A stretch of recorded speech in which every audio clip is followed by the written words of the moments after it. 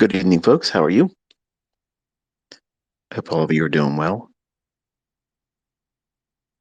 So I figured I'd spend a little bit of time with y'all on here on a Twitter space. First one back from Passover break, which I needed that rest.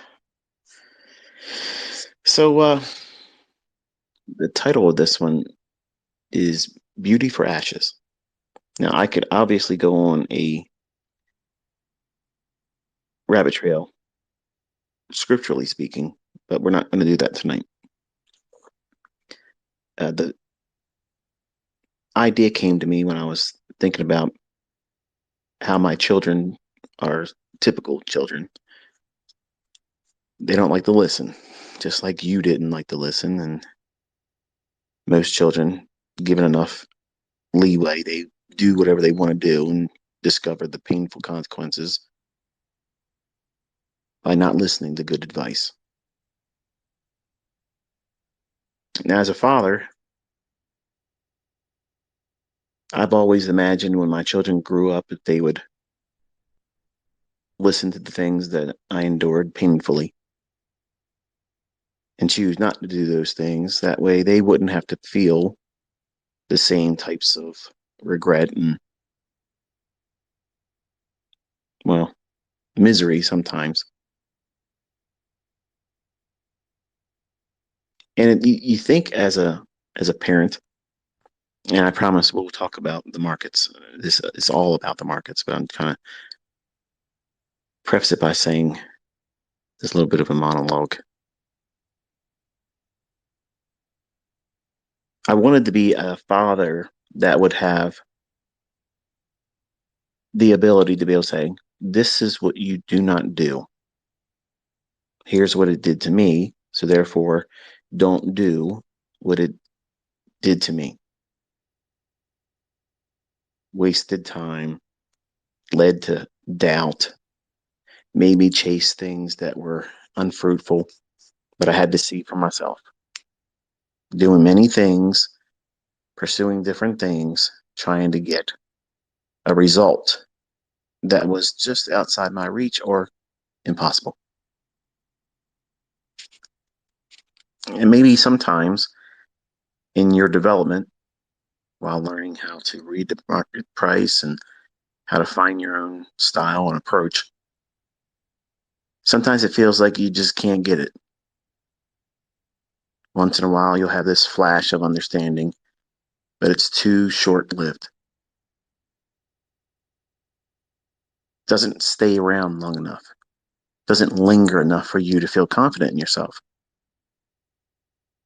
Sometimes you have this amazing ability to see precise entry points, precise draws on liquidity. You can see where the bias is, what it's going to do, how it's going to behave,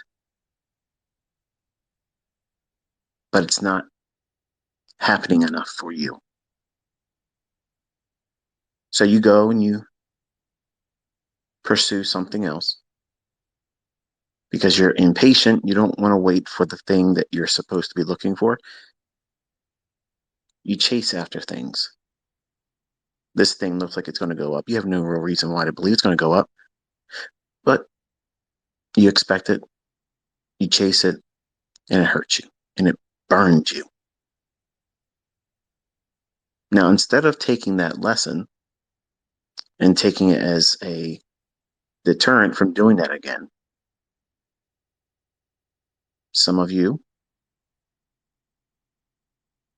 will do that same thing again, expecting a different result, and you'll get burned again.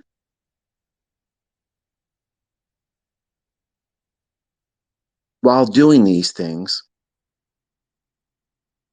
you don't see the scar tissue that you're creating. You think, I'm going to beat this. I'm not going to change the way I'm doing it.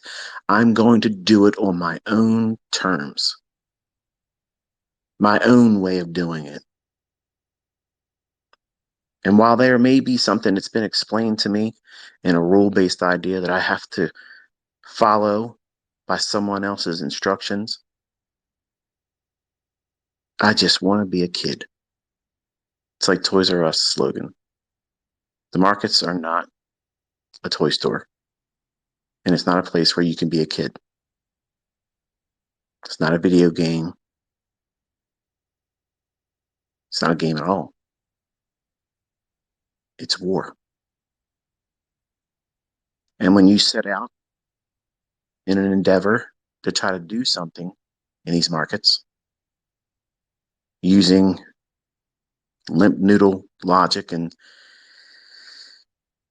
infancy, infancy in your understanding, infancy in your aptitude, and no model, no model at all, no patience,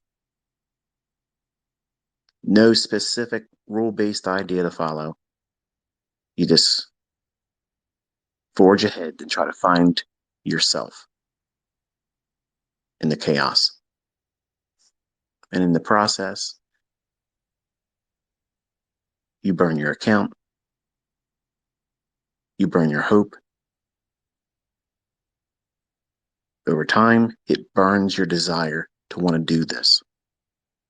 And it sears in your mind that this is probably impossible for you. And you're slowly pushing yourself away from it. But you have friends online that you made acquaintance with. You're part of groups. You're part of mine. You're in this community. And you tell yourself, I just can't let go of it. I can't do it, but I can't stop. But you're not doing what you're supposed to do. You're not following the rules. You're not following the instructions. You're doing everything but the very thing that you're told to do. And you are burning your house, your dreams, your confidence, the passion that led you to want to do this at all. And you're lying to yourself because you're telling yourself that it's impossible for you to do this. And I agree. It's impossible for you to do what you're doing outside of the instructions that was given to you. Specific instructions. And when you look at your ashes, which you've burnt up, pursuing something that had no logic for it potentially panning out profitably,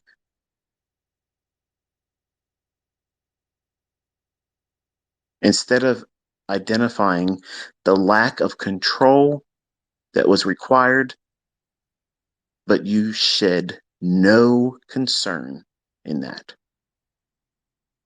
You placed all the emphasis on doing it your way. Your way through a very myopic, limited understanding, infantile, pushing the button, expecting something to finally give you the confirmation that you're doing the right thing by not following instructions. And you won't stop because you want that more than simply following logic that works. That's a discipline issue. That's not a flawed concept, flawed idea, fake concepts, or too rigid of a model.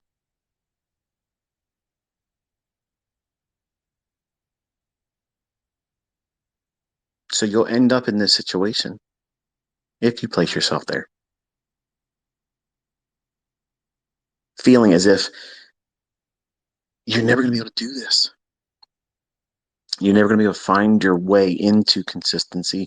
The market's going to continuously beat you down. So why keep trying? Why bother? What's the point? Every time you try to do it, it fails. But see, what you're trying to do is outside of what you were instructed to do. What was the model? Were you employing the model? Or were you doing everything outside of it because you were impatient and you weren't willing to wait for that model to form in the marketplace? I can tell you, as a younger man, I had that impulsiveness. I was reckless. I did everything outside of the rules. I would sit down over the weekend. I'd write this plan out. I'm going to do this. I'm going to do that. I'm going to do this. I'm going to do that. And with the cares of the world, my job, everything that was going on around me, I don't have time to wait for that thing to form. I think this next bar, because I didn't use candlesticks back then, I think it's going to go up. I think it's going to go down. I was foolish 5 minutes ago, but now I think it's going to go down. That's not following a model. That's being impulsive. That's trading from your gut, that hunch, that inclination that you think you see something that you really never seen before, but you'll lie to yourself and say, yeah, this looks like something I've seen before. And what you're showing is you have no patience to wait for the model. And to dull that ache, that pain of not being willing to sit and wait for the setup to form, for the time of the day for that setup to form, you'll push the button in times of the day when there isn't any expectation for the market to be delivering any measure of precision, demanding that it does tricks for you and pays you for your consideration of it, like it owes you something. You identified it. You've given recognition to the market, those candlesticks. You've given some of your time. You've placed everybody else and everything to the sidelines, and you've now given all of your attention to that candlestick chart. So now it owes you something. That's a lie, but you believe it wholeheartedly. And you think every time pushing the button outside of the parameters, outside of the time that these setups should form,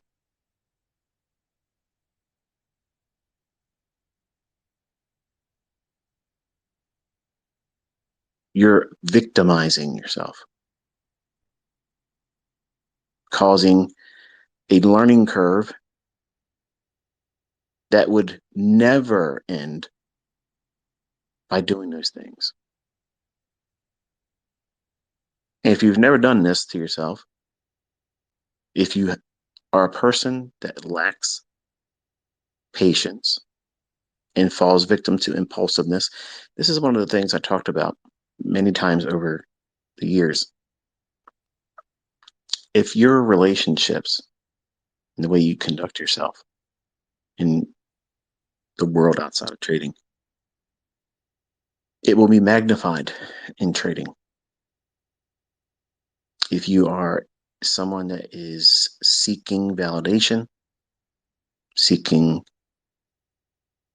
well, acceptance, you'll do things that are over the top, expecting to be successful in that. So therefore you can go forth and bring it in front of other people so they can glad hand with you, pat you on the back. Well done. You're awesome. You're a goat. You're the greatest that's ever done it. In trading, those types of things are the worst for motivating. Now, you might end up receiving those accolades as a result of doing things that are more focused, more purpose driven, more detail oriented in terms of following a model, but not trading for the sake of attention, status, recognition, a rush to prove something. That's a very, very dangerous path, especially for a young man, especially for a young man that has a desire to stand out from the crowd, that has done well in other things, and you want this to be easier. Easier because it's somehow owed to you. The market owes you an easier pathway to consistency. And look, you're a natural. You'll be able to do this without any kind of rules. That's what your subconscious is talking to you. It's telling you, you don't need to listen to that stuff. And that's exactly what it was telling me as a 20-year-old too. You have to have rules. You have to. And if you do not recognize that and you think that you can just impulsively just press buttons, trade on your impulsiveness and your gut feeling about where price is going to go, no probabilities behind what it is that you're doing, and then ignoring that that is not working, it will put you into a gambler cycle. You keep doing the same thing over and over and over again. It's not giving you the results, but you're not letting go of it. You're going to keep doing it because you accept the fact that you did that wrong then, but you want to sweep it under the rug and go right back in and say, yes, it didn't work that time, but I know it'll work the next time. If you just simply recalibrated all of that energy, all of that focus on the right things, everyone that blows their account fails at something. It doesn't have to be trading, it can be anything. Everyone that goes outside of the plan, the approach, the playbook, the results are random. You have no baseline to work within. You're building a new one that's outside of the scope of the rules and outlined process that you should be following for whatever endeavor you're doing. But for trading, you have a model, or you should have a model. And you need to follow that. Stick to the rules. Trust that these rules will guide you and remove all of the impulsiveness because the rules say, I do this, I don't do that. I can only trade this pattern and setup in between this time frame, this beginning and ending window. You don't trade 15 hours after that and expect the same type of response in price action. You don't do those things.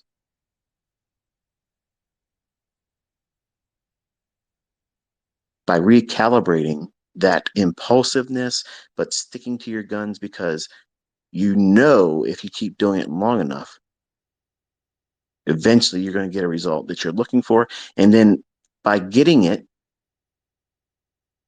you think that's a reward for doing the right thing when everything you're doing is the wrong thing.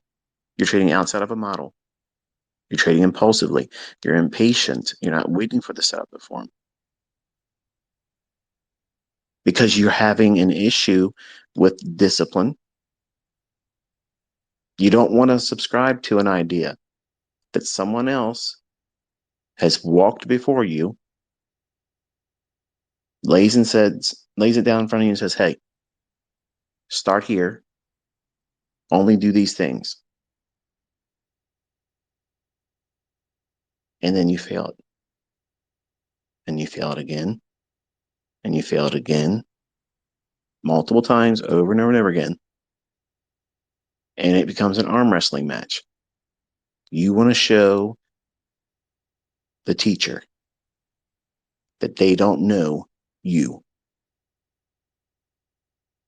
They don't understand you. You're going to be the exception. You're the one that these models aren't built for. You're going to redefine everything. Yeah, I was me too at 20 some years old. So you can imagine how frustrating it is for me to see, number one, my students do that, but also children that I had high expectations for, that they would see what I'm able to do and they would want to be better than me. Like I was expecting my kids to say, hey, you know what? I'm going to do it faster and better and more precise than dad. And here's the playbook. You can do it better than me. You can do it faster than me. You won't do all the things that I hurt myself with.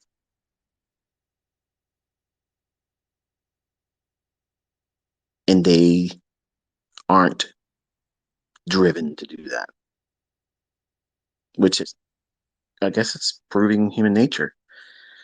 Humans by default, we don't like to listen. We don't like, well, look at the students in this community. I mean, not everyone likes the long drawn out teachings, get to the point type thing, because the attention span of a gnat is what social media has cultivated. Nobody has time to learn anything properly.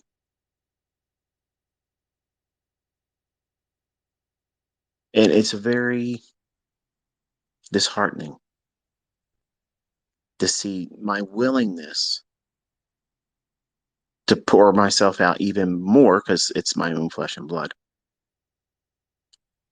and to see this lack, this disregard for the rules that would lead to them doing the very thing that they're looking for, which now makes me question, is it really the pursuit to do trading, or is it the pursuit to say, I did something on my own? Which I can respect that. I mean, anybody could respect that, right? I mean, there's a lot of people out there trading, all kinds of stuff. I mean, I don't subscribe to the things that they do, but they're making money with it. So who am I to say it doesn't work, right? And I can understand the passion that would lead one to pursue an endeavor that says, I didn't listen to what you told me to do, and I still was able to do this. Okay, great. But are you seeing the results that would indicate that you're doing the right things and that you should keep doing what you're doing? Or is resetting and resetting and resetting and resetting and spending money, still not listening, still not doing the things that you're supposed to be doing? Is that really the better way of doing it? Is that the best direction? I would argue that it isn't. But I have to hold very loosely these boys of mine, because if I say the wrong things, I'll turn their interest completely off. And that's what I'm trying to avoid. I'm trying to keep this little ember burning, and hopefully it'll turn into this wildfire that nobody can put out, and they'll be better than I am.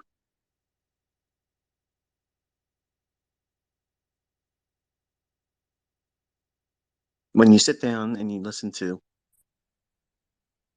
a child, they say, I don't understand why I can't do it. I don't understand why it's so hard. And then you just gently slide a piece of paper in front of them and say, are you talking about this? Are you saying this doesn't work? No, no, no. I'm talking about my way of doing it. But what way is that? If you've never done it before, you've never been successful before, you just started, how can it be your way of doing it? You're doing what everybody else has done, pushed buttons, found out that didn't work. So let's push more buttons and find out that it still doesn't work. And ignore the data that's being presented to you. Ignore the fact that you're not getting the results you're looking for. This is exactly what I talk about in all of my lessons. Having my DNA, having my time, having me right next to them, available to pick my brain, was not advantageous at all. Because pursuing an endeavor on their own steam, their own timing, their own way of doing it was more important. And I can't tell you how frustrating it is. It's very frustrating.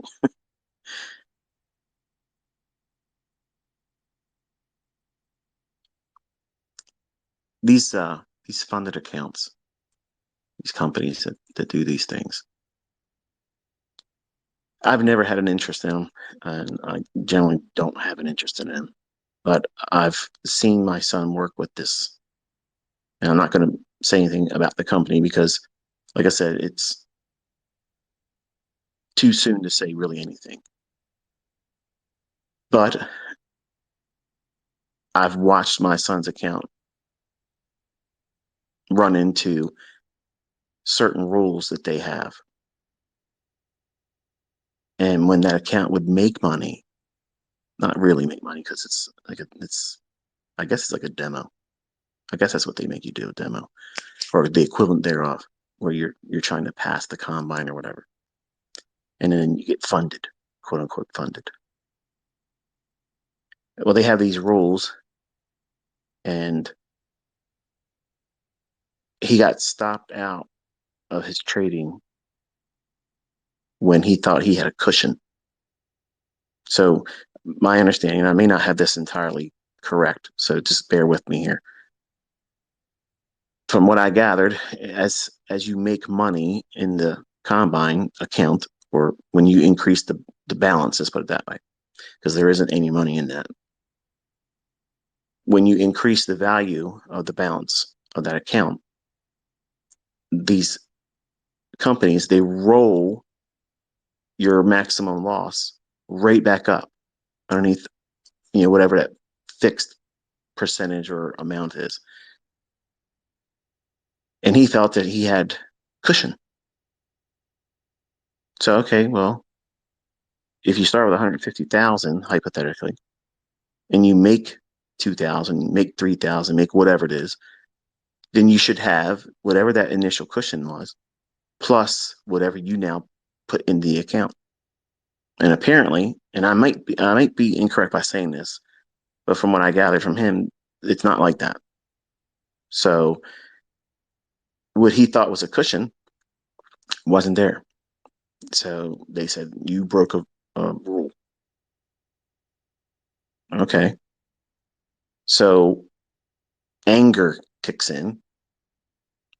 He's going to go and do it harder and faster now, more contracts because he has time lost. He wants to make it up.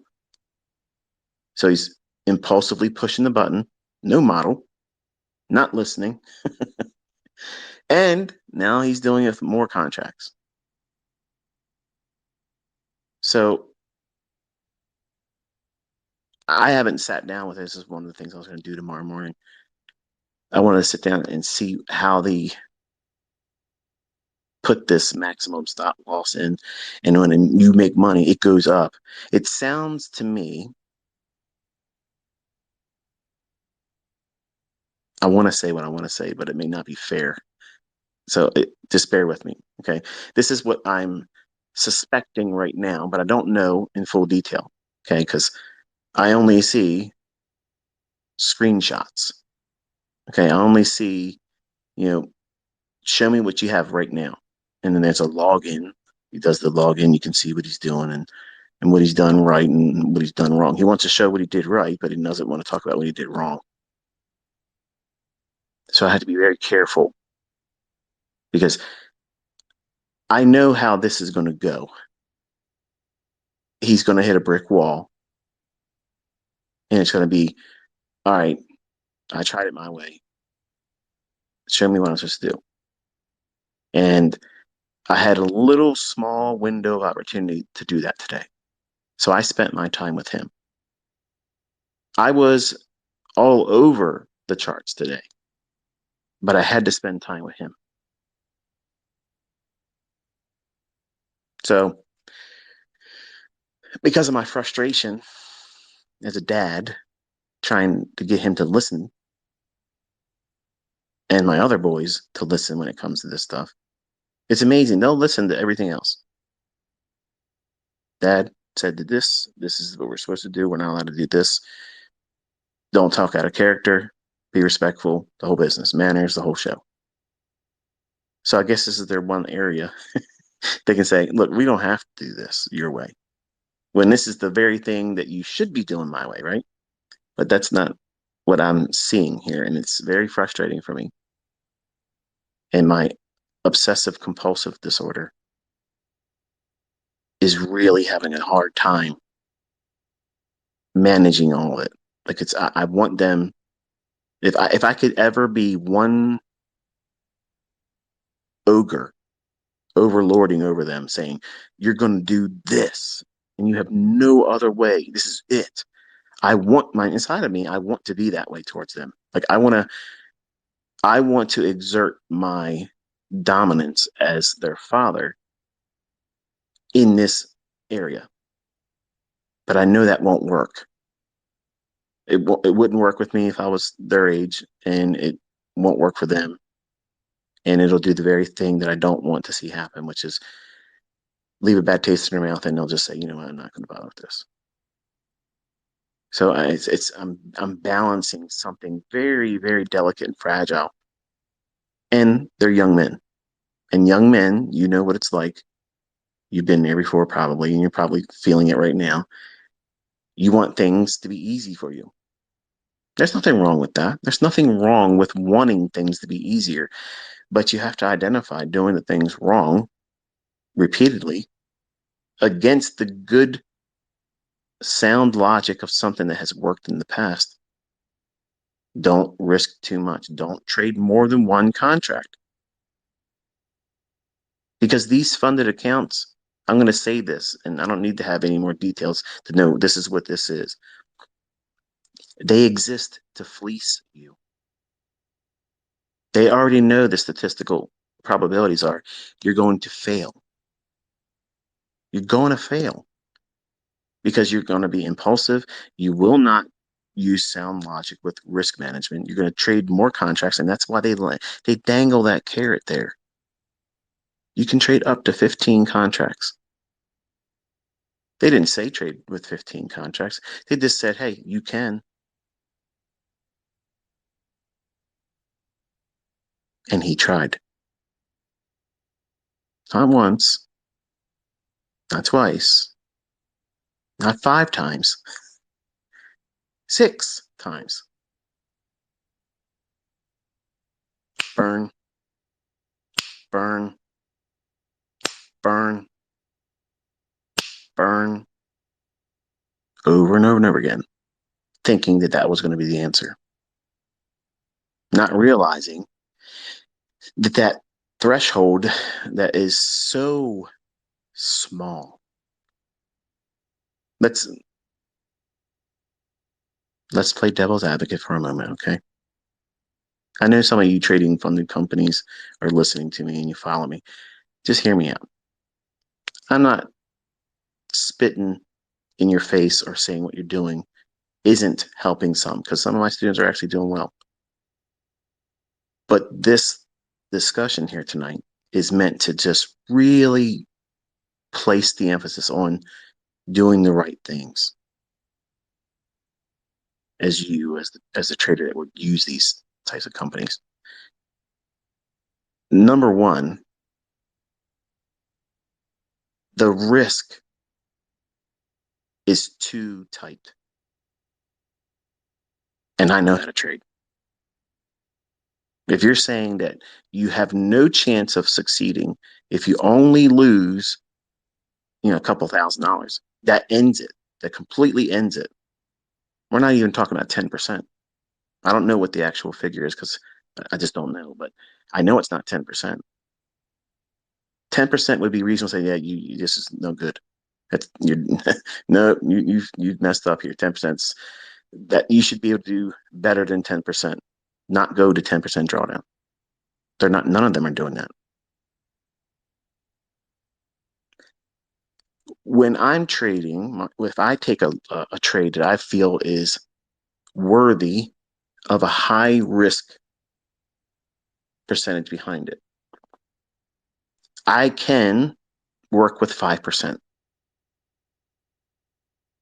Now, I believe that would fail these funded account challenges if you were to use that and you take a loss at the full 5%. I think if I'm not mistaken, I think that would fall underneath the umbrella of most, if not all of them.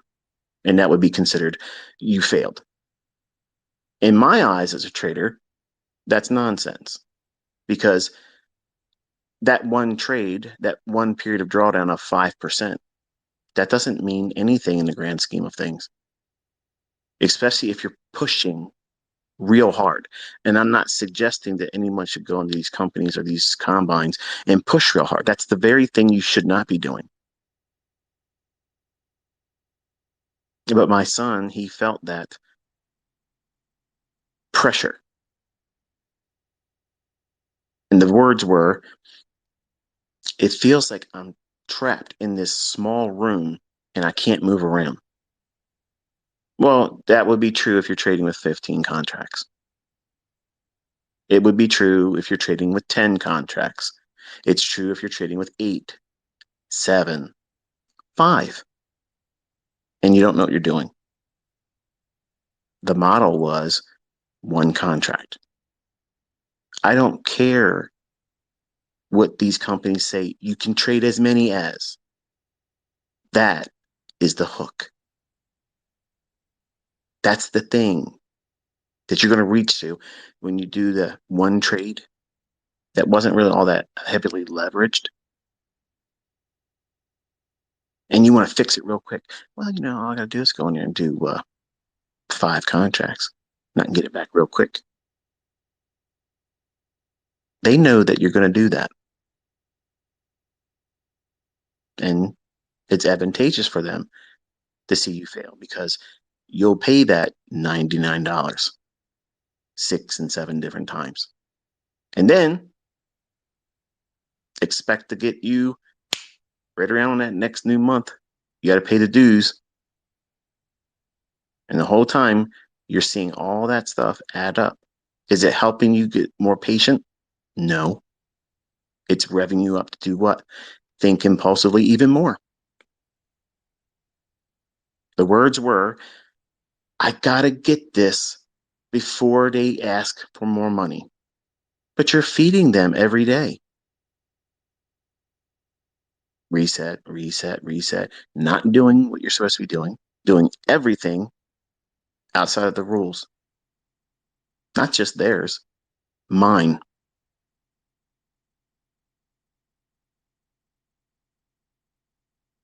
This might sound like something that you've put yourself through. And you should be encouraged to know that even my own children, this is what they're going through. It's a character flaw. It's something inside of you. And these funded accounts, you can't trade with a lot of contracts if you don't know what you're doing and expect to be successful. And I'm just going to put it out there and just say it just like that. So there's no real advantage There's no real advantage to do a $150,000 account when you can do profitable trading with the 50. He doesn't like the idea of doing that. No, no, no. I'm going to do it this way. All right, whatever. Show me. I already know how this is going to end, but show me. Daily. He builds the house. He's the builder. He's the architect. He's doing what he wants to do, and boom, burns it down. And because it's so cheap, $99. All you gotta do, $99. And it's all gone. You get beauty for your ashes. It doesn't hurt anymore. Everything I did wrong doesn't exist anymore. It's swept under the rug. It only cost me less than $100.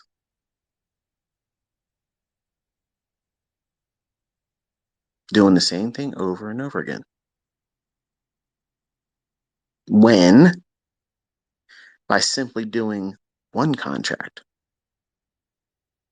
following the model, taking that piece of flesh from the market movement and stopping. You can't break any rules. He did what's today? Friday? Thursday. Thursday he had a trade on after 4 o'clock. And apparently there's a rule that they say you can't trade after 4 o'clock. Like you got to close your trades at 4 o'clock.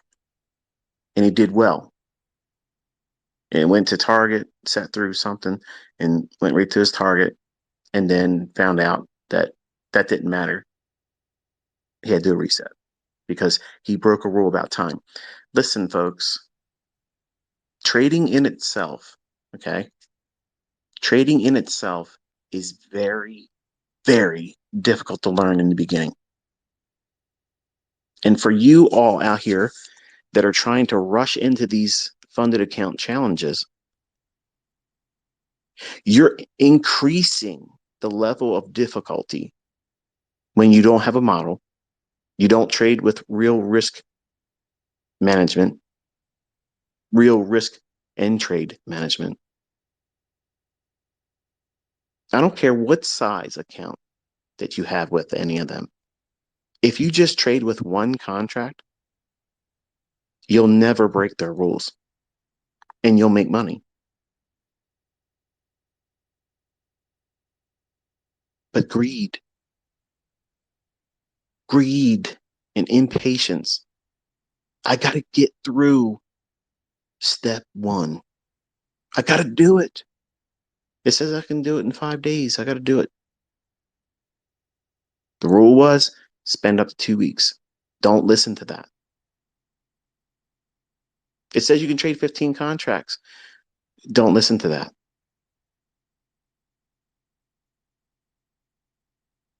What makes this very, very hard for a new trader is the level of drawdown that they permit is stupid. Now, today, because my son was basically looking at me like, this is impossible. Like it's impossible. So I had to step in, Mr. Possible. I said, listen, let's just take a look at what's going on this morning. Okay. You've been doing everything wrong. Let's just go back to this piece of paper here. And what does it say to do?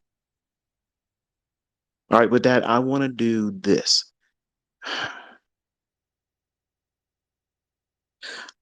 All right. We'll do what you want to do as long as it agrees with what's on this paper. Do you agree? Okay. So I guided. I said, now look at this right here. Do you see the chart showing you this? Do you see that news at 8:30 caused this movement, and at 10 o'clock, we're expecting it to run again? It's going to do what? Well, you as my students know that I was looking for 4180 in ES. I wanted to see it trade there, and how it traded there would tell me how we closed the week. So we sat there, we watched it spike up, watched it work through 41.77, NASDAQ plummeting, dollar raging higher. I said, now you have a setup.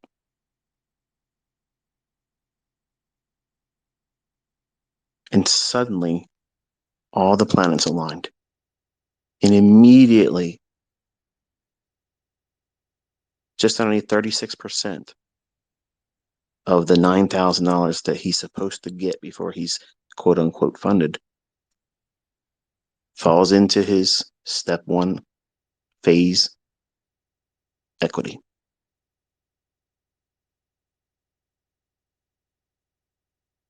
Now, I don't know how this works because, like I said, I've never had a real interest in it. But apparently, they have a rule, or this particular company has a rule, where you can't have more than 40% of the 9,000 made in one day. So I'm assuming if you were to make more money, and I'm saying this facetious because I don't know, but if that's true, like if you make more than 40% of the 9,000 in one day, does that fail you?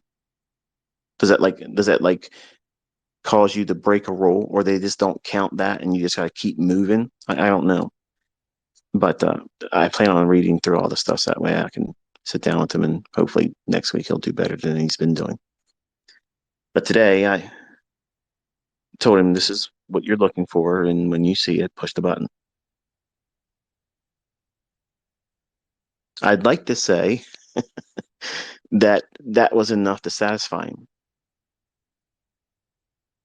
but no, no. In some ways, it felt like that bolstered the willingness to want to do his own way. Like he somehow saw something new. He learned something new from that. And therefore, that piece of paper that has a simple set of rules that he has to follow need not be concerned with.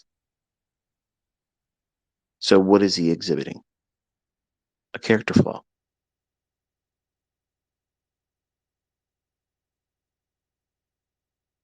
Those of you that learn from me and you don't listen to what I'm telling you to do, follow the bias that I'm outlining. This is where I think the market's going to go. And you're fading that and then crying, sending emails, posting things on Twitter, complaining to other people in videos about me when you're doing everything opposite and then struggling and then trying to find the blame on me or something outside of yourself. That's nonsense. You have to snap out of it. You have to snap. That you can't do those things. Number one, the world isn't going to let you do that. You'll have a rude awakening. You can lie to yourself in your trading, but eventually you're going to have to see that person in the mirror and it's going to hurt when you have to come to grips with you're burning it down. You're the one holding the gasoline. You're the one who has the lighter in your hand. You're doing it. Each time you're doing that, you're causing that fire that causes more damage, and everything has to be rebuilt all over again from scratch. But it's not just a reset.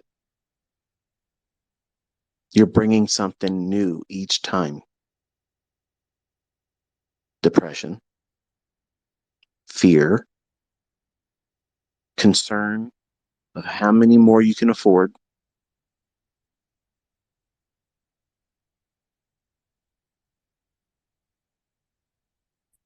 All those things you're bringing into that new reset. It's not just $99 anymore, is it? It's really expensive. Really expensive. And each time it's going to get harder and harder. Because at some point, you're going to start doing the math on how much money you've thrown into resets and how far you're behind. See, when you first start, if you're new, you've never really put any money in the marketplace, the idea seems novel. It's wonderful. Like, hey, wow, this is an opportunity for me to go in here and not really use any of my money. And then suddenly you discover you put a whole lot of your own money into it, one reset at a time. Every new monthly due payment, and you want the maximum. So you want to give them $400 a month while doing nothing right. And you build up a list of resets, each one costing about $100, and not making anything, not even getting to what is it, step two, where you're considered funded. All that money being wasted, all that time being wasted, and all of that scar tissue being created in your subconscious about what it is that makes you a trader. And it's interesting. It's almost impossible for you to recognize that what you're doing is wrong. You're telling yourself what you're doing is right. It just has to be done longer and it'll start working. If you just recalibrated that tenacity, that hoopfa, that moxie, that thing that just says, I don't care. I'm doing this. If you applied that to a model that works with sound logic, you're invincible. You're invincible. Doesn't mean you won't have losing trades. It means even with losing trades, you're not going to deviate. You're going to stick to what works. It's proven itself to you. The back testing has proven it. I have proven it. I've shown live, this is what it's going to do, and it doesn't. This is what time it's going to form, and it does. But if you're not going to reach for that logic, and what you're doing is costing you money and resetting and frustration and becoming more and more agitated by not following the rules, imagine what would happen if you started following the rules. If you just simply did what you were told to do, how much easier would it become?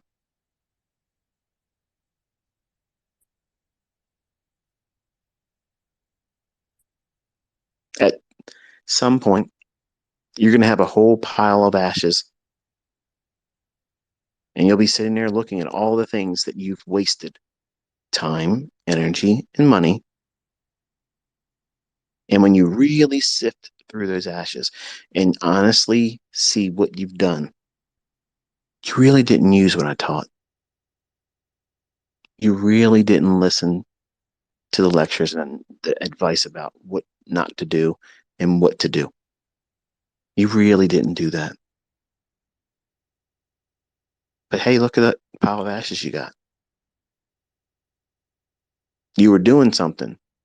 You weren't wasting time studying, right? You were doing something. And the something you were doing wasn't profitable. And that weighs on you subconsciously. And over time, it'll make you toxic. And you'll start being spiteful. Not to yourself. You won't hold yourself accountable, but you'll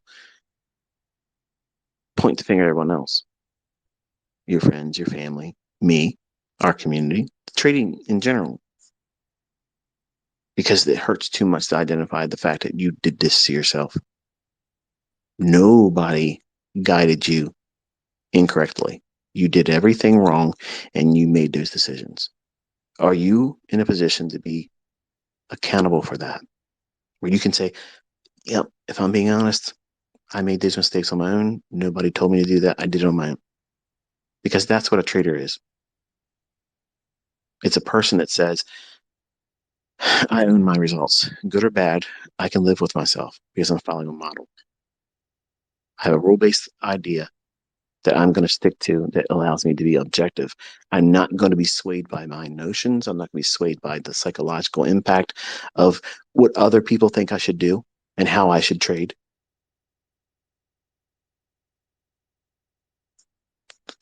Look at social media. I was gone for today, and I'm seeing people argue about me when I have said nothing. People are upset with me, and I haven't done anything.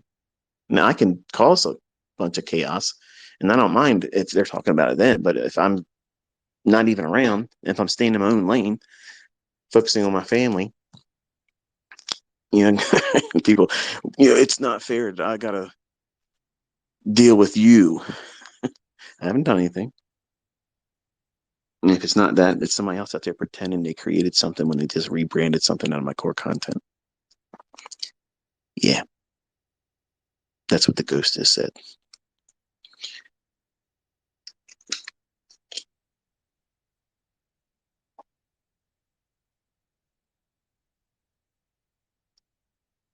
So I'm aware, obviously, that I have students. I'm interviewing them, obviously. I have several more I got coming.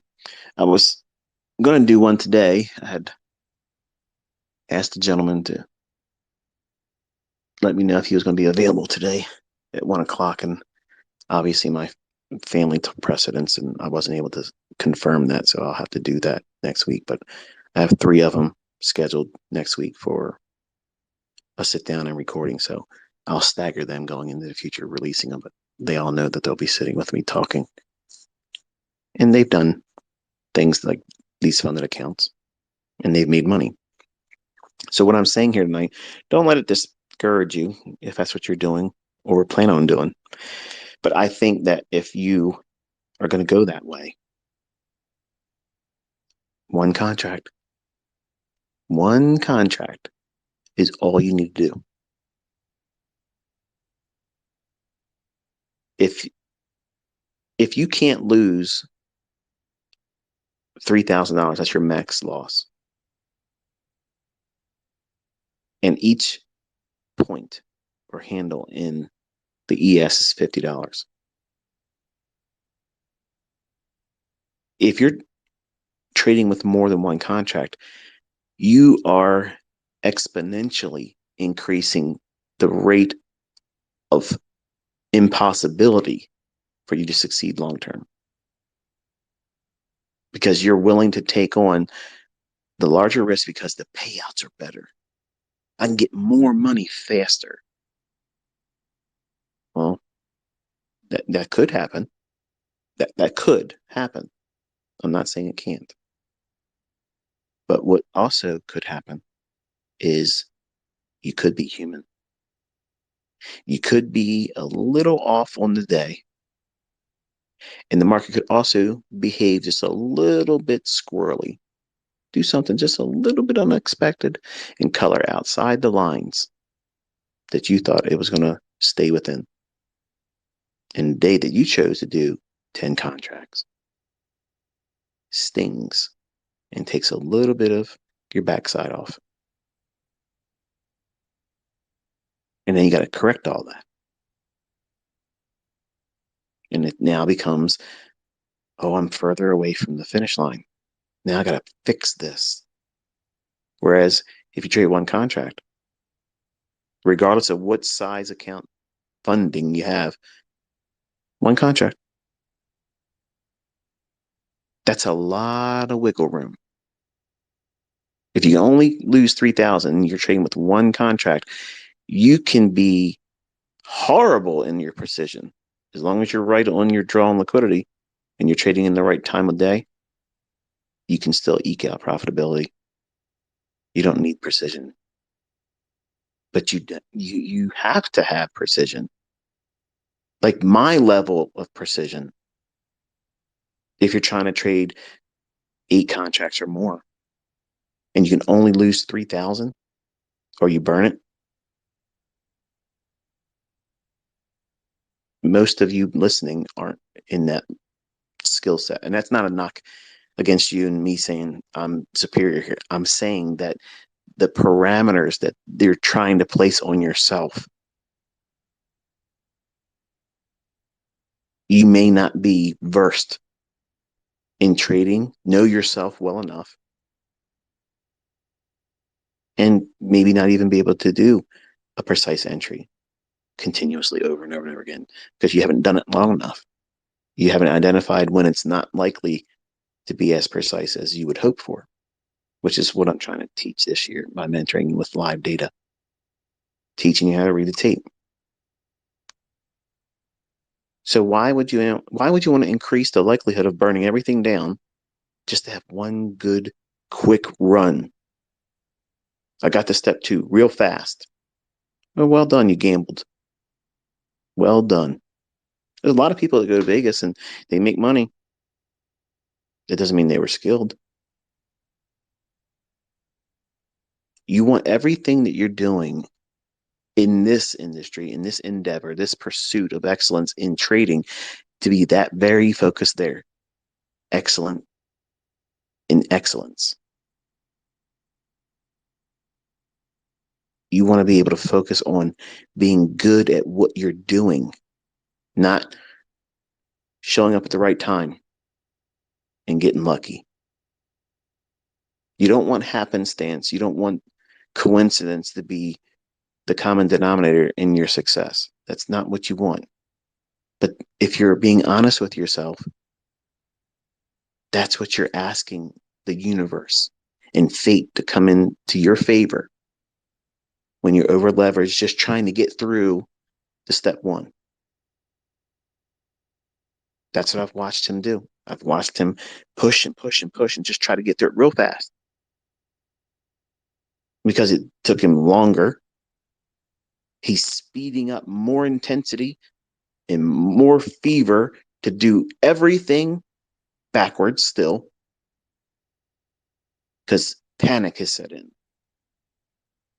And I just sat with him and reminded him today that there's no reason to feel that way. Think about it. You're going to pay this monthly due to whatever that company is. So why not just give yourself the full month? Does that make you a bad trader? Does it make you less of a trader than someone else? Who cares how long it takes them to do it and what they think that it should take you to do it? Because when you get funded, and if you make money and you do whatever those profit splits are, which I don't even know what the profit split is, like, I don't know. But whenever that is, and whatever that payout is you get, are you going to listen to that same person that's telling you what you should do, how you should do it, how fast you should do it? Are you going to let them tell you how to spend it? No. So why are you going to listen to them when they tell you what you should be doing to get through it, a specific time frame or duration or model or approach to doing so? All these things are distractions. They're all ways to keep your eye off of what it is you're trying to do, which is find consistency, stop burning down things, and receive beauty for ashes. By doing what you're supposed to do and focusing on that, not trying to rush it, not trying to add 20 funded accounts. Let's just start with one. Let's just start with one, trading with one contract, giving yourself time. Okay, I know some of you are thinking, wait, Michael, wait, man, wait. Listen, you said one contract, but they're asking for $400 a month. Come on, man. I can't get rich on that. They're in my pocket. They're going to be taking a portion of the profit split on top of that too. It ain't worth it then. It's not. You have to turn these odds around and place them in your favor. You got $3,000. $3,000 drawdown with one contract. That's a lot of wiggle room. That's very forgiving. And to make $400 over the course of a month with one contract is easy. See, you don't know it because you're trading with larger leverage every time you're trying to do these combines to get through it real quick.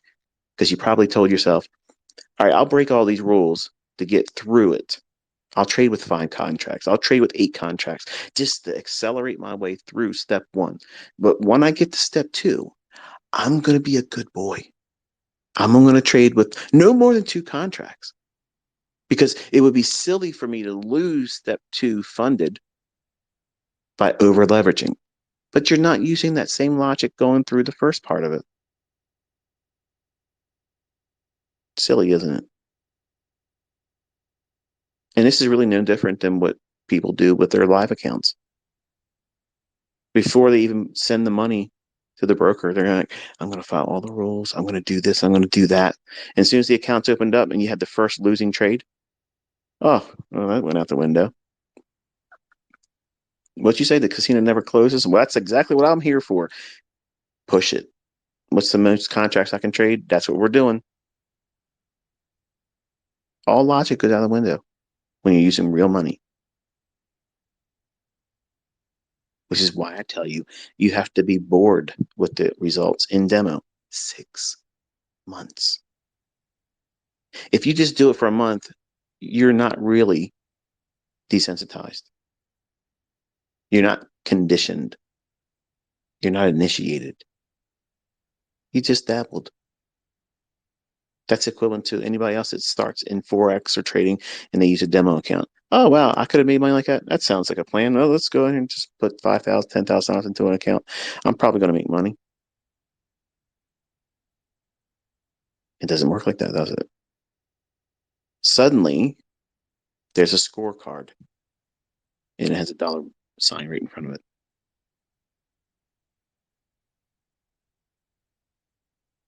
You don't want to do all the wrong things multiple times and realize over the course of a month, none of the things that you did panned out. None of them resulted in step 2 funded. That's frustrating. You trade with one contract. I don't care who you see live streaming making money. You don't know if they're resetting accounts. You don't know if they're really trading with a funded account or trading with a practice account. He took trades. He thought he was in the compound account. And turns out it was in a practice account that he didn't ask for. He did a reset early on. And then when he logged back in, it apparently defaulted to a practice account. So he was working with that account, made a little bit increase, and come to realize none of that was even going towards the combine. So you can imagine he was a little torqued up about that. I mean, I did everything I could not to laugh, but you know, it is what it is. I mean, you're going to do silly stuff. Sometimes in the past, I pressed buy when I wanted to do sell. You're going to get disoriented. You're going to do silly stuff. Okay. But imagine doing work thinking you've gained some ground and it wasn't your live account. It was in a demo, that type of thing. Right. So I think he's learning that all the things he's trying to do aren't going to work. And I'm hoping that this coming week, he'll get hammered more and finally to say, that's it. Like, I can't do it this way. I'm only going to do what you said. And I'll be satisfied. I'll be happy because I know that will yield him what he needs to build back, improve and repair what he's done to himself, and then replace it with positive reinforcement. And all that little bit of stuff he's done to himself will be just enough to remind him not to do it. Just a little bit of scar tissue, just a little bit. That's healthy. But when you constantly just keep going, I have students that came to me that try to do other people's way of trading and such, and they've spent like $8,000, $10,000 in all of these funded account companies, hopping from one to the next and just paying all these things, and never one time got to a point where they could be in a position to be funded. So what's the point of doing this then? You should have just took that money and put it in a live account, because you basically did the same thing. If you're not going to follow the rules, just flush it away anyway. But see, you're tricked. You're thinking it's only $100. I can take this trade and over leverage it, because what happens? What happens if it works? I'm only really risking $99. That's what you're thinking, right? Because that's exactly what he was saying. And you are hooked like crack. I might not win, but I could. It's like the lottery. Everybody's going to be out there playing these lottery games tonight. $400 million for the what do you call it? I don't know, one of those big games. It's supposed to be $400 million. Everybody's talking about it today. I was going into 7-Eleven, and the lady comes out and she goes, "Don't worry, I got the winning ticket right here." Like, okay, I didn't ask. I'm going in there to get milk. See you later. The mindset is, the chances of you winning that is next to zero. So many degrees, you're not winning. Let's put it that way. But people still pay to play that, because the idea is, yeah, the odds are so far against me, but it only costs me $1. Now let's take a step back. Nobody's getting rich on that $1 being spent. And these funded companies aren't getting rich by your measly little $99, but they are getting rich with the masses that keep doing that same thing, just like the lottery administration. It's in their advantage to give you the freedom and rope to hang yourself. But they didn't kick the chair out from underneath you, so they're not the bad guy. They laid a single round of ammunition on a table in front of you. They laid an empty handgun on the table in front of you.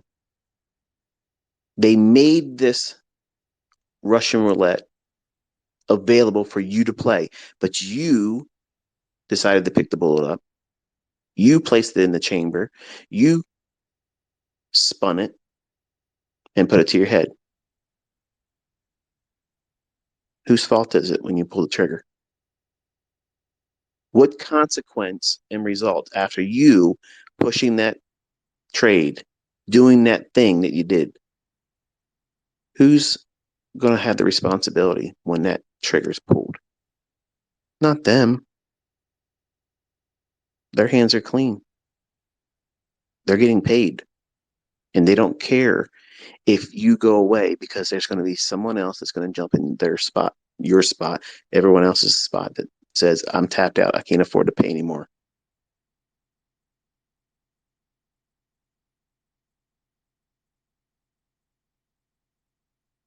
That same, I might not win, and there's a lot of things saying I can't likely succeed doing this, but if I win, I can get through the step one faster.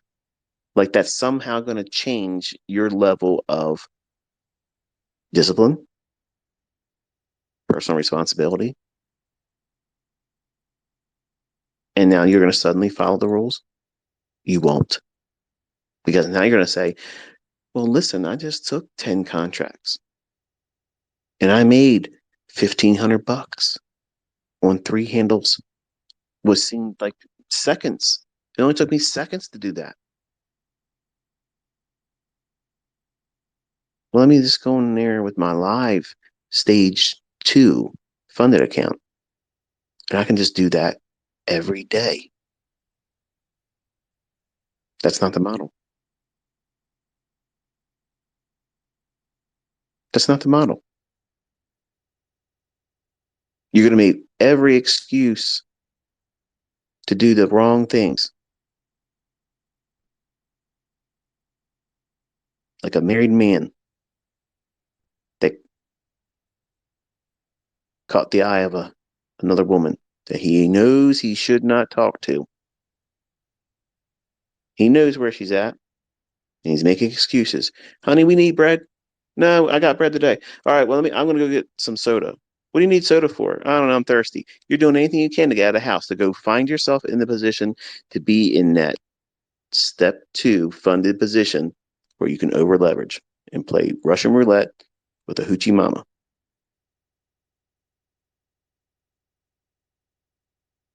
That's human nature. That's a character flaw. You're inviting chaos. You're asking for it. In this case, you're buying it. You're paying for it. And while they may make available all these things,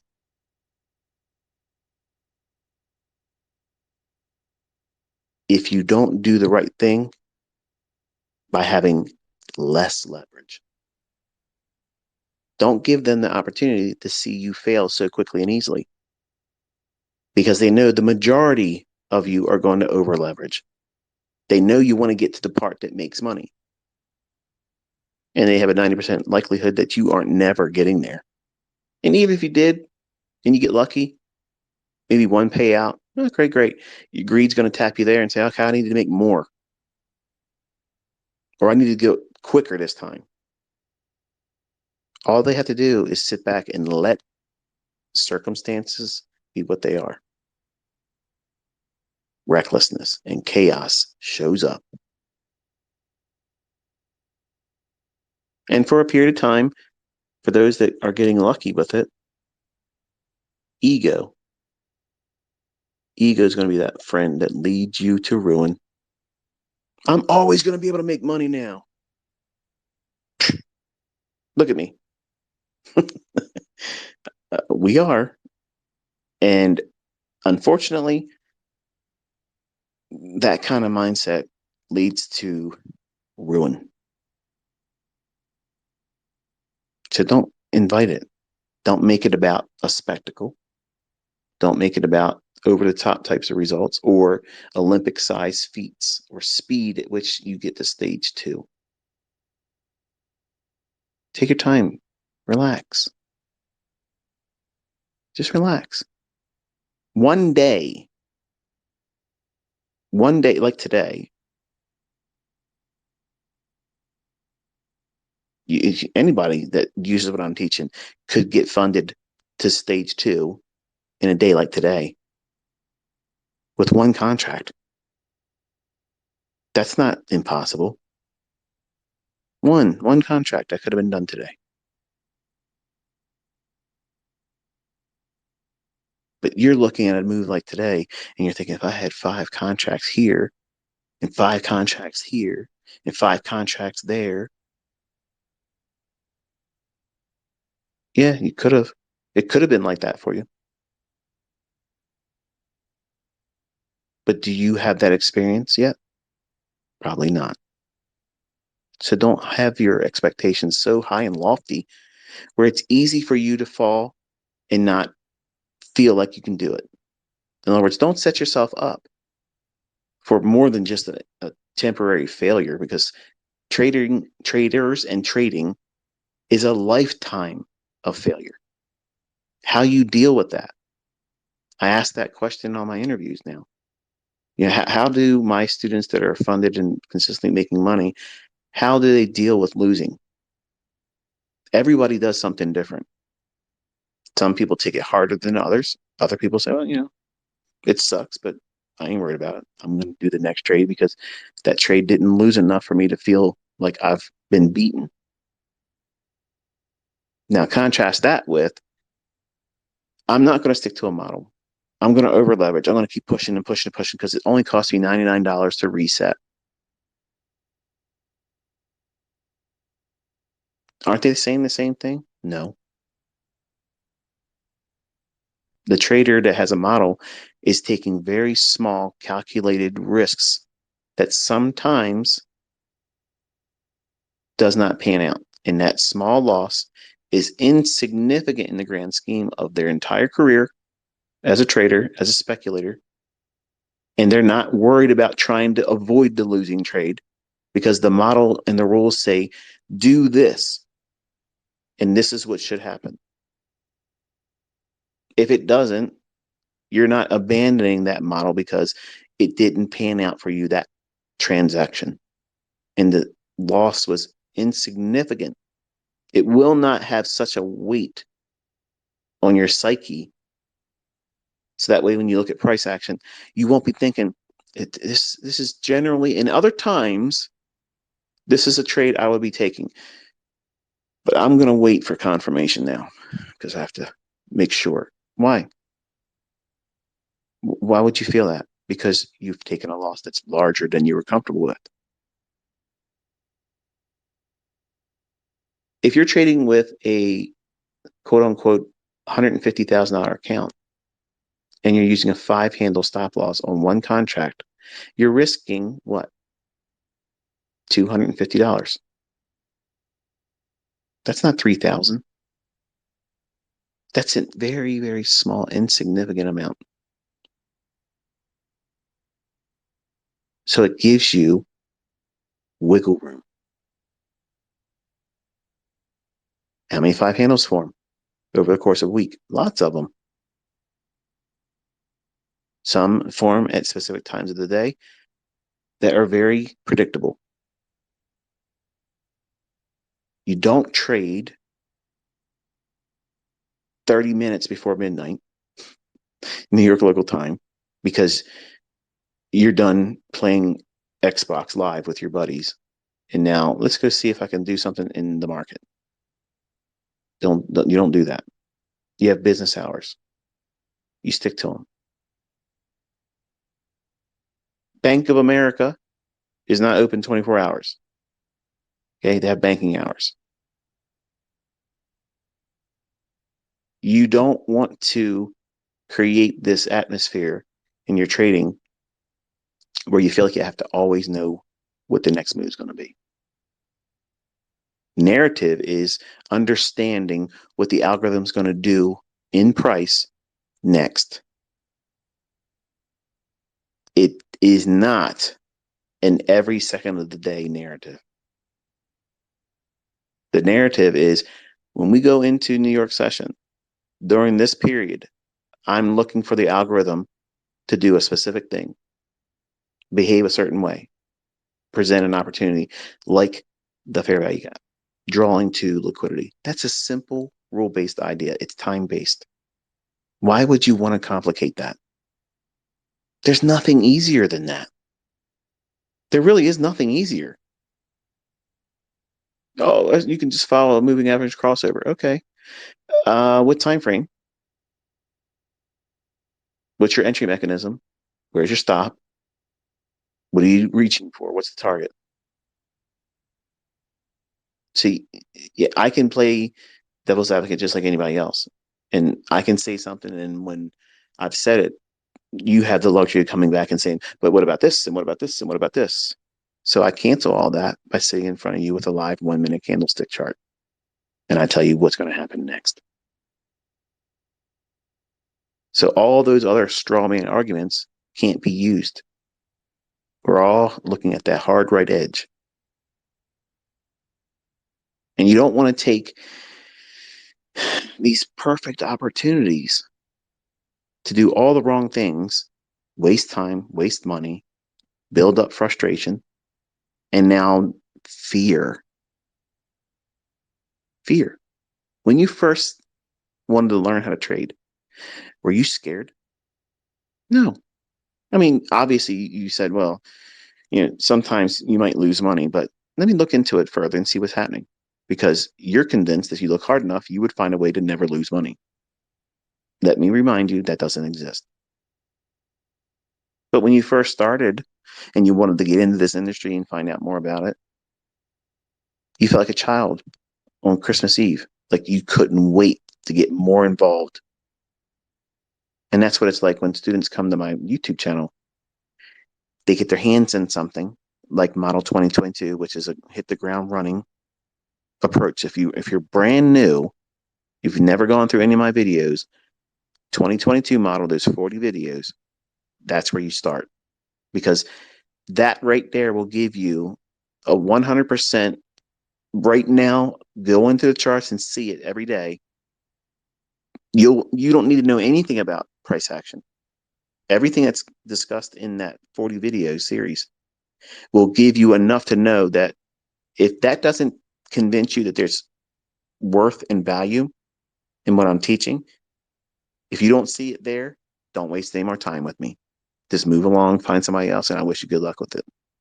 I promise you, if you don't see the value in those 40 videos that communicates precision, time-based ideas, things that repeat, a logic of knowing where to get in, where's your stop loss, where do you take partials, where's your target, done. That's a complete 100%.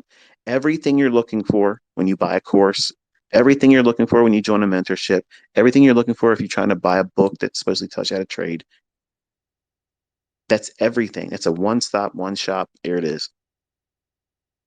And if you like that and you want to dig deeper, then go into the core content and all the other lessons I have on the YouTube channel at whatever pace and whatever direction you want to go, because you'll have something that you're going into the charts, back testing and looking and studying, whether it be in old moves or real time, because that 2022 model is perfect.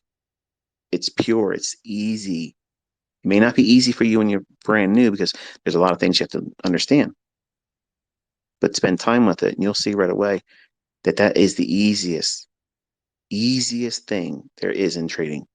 And it checks all the boxes that you would want for precision and algorithmic theory. There's nothing to guess about. It's logic. It's not flawed. It's proven. It makes money, and other people are making fortunes with it now. Yeah, I said fortunes. Six figures, in my opinion, that's a small fortune. We're not talking about Mickey Mouse, you know, dollar menu wages. That's a significant amount of money. It's a respectable measure of money. We're not talking about $1,000 and $500 here and there, which is still in some people's eyes valuable. If you made an extra $500 a month and that's all you could do, would you say, I don't want that $500? No, no, you wouldn't. So it's all about perspective. What you're looking for, you'll find it here. I'm not going to sugarcoat anything for you. I'm not going to pull any punches. I'm going to tell you it's going to be hard. It's going to take longer than you want it to. And you're going to learn in a setting that makes you no money. That's exactly how you want it. Doctors don't go out there and ask people to come off the streets and say, I'm studying for my exam tomorrow. Can I cut open your abdomen and remove your spleen? No, that's not happening. They use cadavers. Okay. So think, do you want a surgeon that has never did any kind of cutting at all on a body to put their scalpel into you? Nobody's going to feel safe with that. So what experience do they have if you're the patient one that they're going to now treat? You're patient one. You don't know this. They're not saying, hey, nice to meet you. Congratulations, you're my first patient. I've never done surgery before. So what time do you want to come in? No, I'm out of here. See you later. So, but why would you expect anything different with your trading? Like you're that surgeon in trading. You're that doctor. I'll have to remind myself about, people are asking why am I calling everybody doctor. I'll just say it now because if I don't say it now, I'll probably forget about it. My ninth grade year in high school, I had a civics teacher. One of the coolest cats there was, man. He kind of reminded me of Martin Luther King, and he just was just real smooth, man. Just real smooth. Came in smooth, like he just scooted around, scooted through the hallways, scooted across the classroom, sharp as a tack, really witty. And every time we would come into his classroom, every gentleman that came in and greeted him, he turned to him, small little smirk, doctor, doctor, doctor. And that was one of the coolest things I saw. And it made me feel cool when he would say it to me. And I could see the expression on the other students got, their face would, it would cause them to smile. And it resonated with me and it stuck in my ninth grade year. And now when I greet my friends or associates that work with me, um, that's where I do it. It to me is one of those cool things that I saw someone that I looked up to, and it just resonated with me. Much like you all try to talk and sound like me because I've made an impression on you. Well, that's where I came from. So when I'm doing my interviews, I'm greeting them. That's where I came. That's where that came from. So anyway, you're going through this process of learning how to trade. You're that surgeon in development. So learning how to do this in a condition where you can't cause any harm.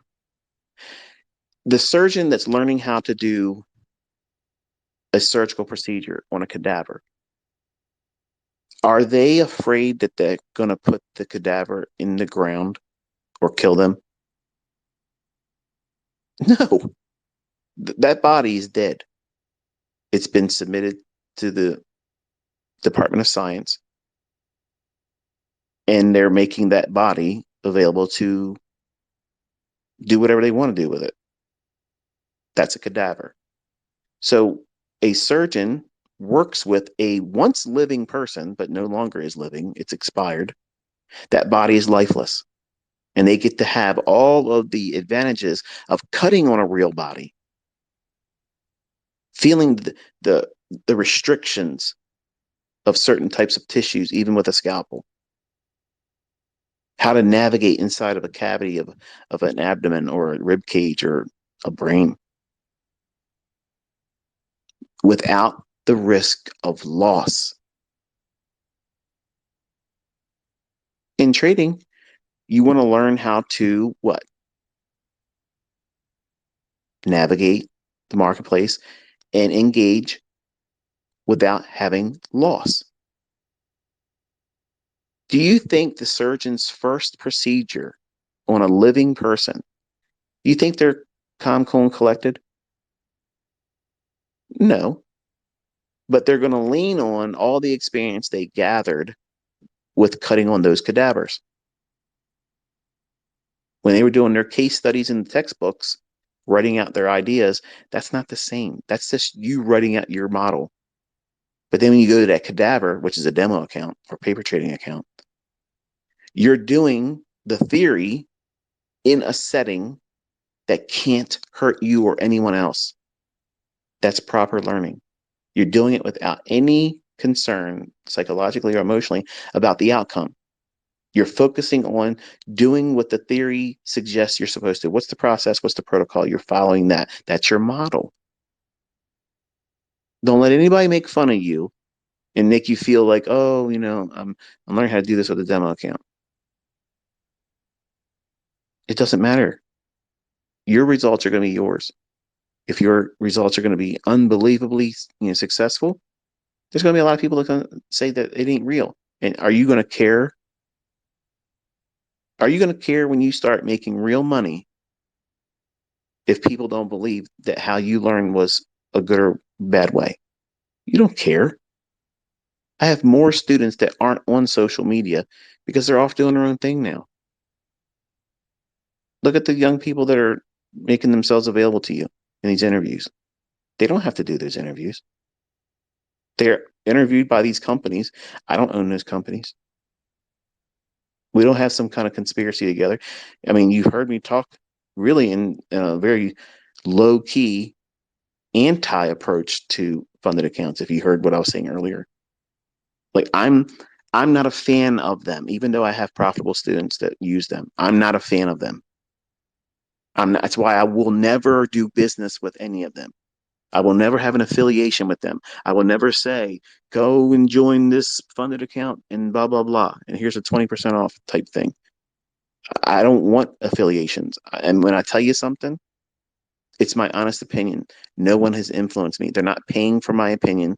I will never have my opinion paid for. And I never I represent no broker whatsoever. Period. I'm not an introducing broker. Anything I tell you, it's my opinion. And I'm not monetized with that opinion. And that's why, unfortunately, my opinion isn't liked by a lot of other folks because it infringes on the comfort they hold with their affiliations. And I don't have a problem with them having their affiliations. Listen, get your money, man. But don't hold me to that same level of, well, he must be in partnership with somebody else. I'm not. So I'm out here sharing my opinion, and it doesn't mean my opinion's right. It's just my opinion. You may take something I say and get a hair up your backside and say, well, I'm going to use this as a reason to prove ICT wrong. And then you create something entirely new. And that would be amazing. So it's not meant for me to be a reason for you not to do funded accounts. I'm just saying that everything that I felt most people would encounter, my son's experiencing that. So in many ways, I feel vindicated. And the only way I think he and anyone else will do well doing it is by never really over leveraging, never really doing that. Trade with a very small number of contracts, even if they give you the freedom to do more. Because you're really not trading with $150,000. You're trading $3,000. And $3,000 is undercapitalized, grossly undercapitalized. And anyone that says other than that is full of grade A cow patties. It's just the way it is, folks. Drawdown is a real part of trading. And when you burn your funded account and you burn your funded accounts, you'll feel like, well, I'm going to go back in and I'm going to be a little bit more selective, but I'm not going to change anything I've done. If over leveraging is part of it, you're going to fail. Just give it enough time, you're going to fail. If you listen to my students and other people that do this, they build up these, well, they have like a deck of cards at their disposal, multiple funded accounts, multiple ones, because it allows them to have a card to play when one's roasted. When it's burned, they can't use that one anymore. They have something else they can lean on. How about just have one account? Don't over leverage it.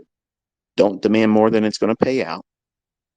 Make enough money to go with a company like AMP, where it offers you real trading, very, very low margins. My son had experience with that company, and hey, it is what it is. No broker's perfect.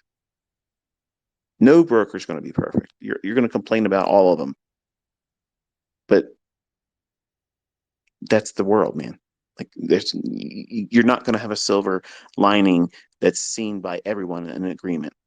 You're going to have your favorite things about a broker, and you're going to have these pet peeves that you don't like about them. Everybody's going to have that because they're the middleman. But I don't think your best interest is suited for only viewing funded accounts. And I've said, I just don't believe that segment of our industry is going to be allowed to stay around in the capacity that we have it right now. And that's the reason why they're, doing what they can to get what they can from whoever's willing to give it to them.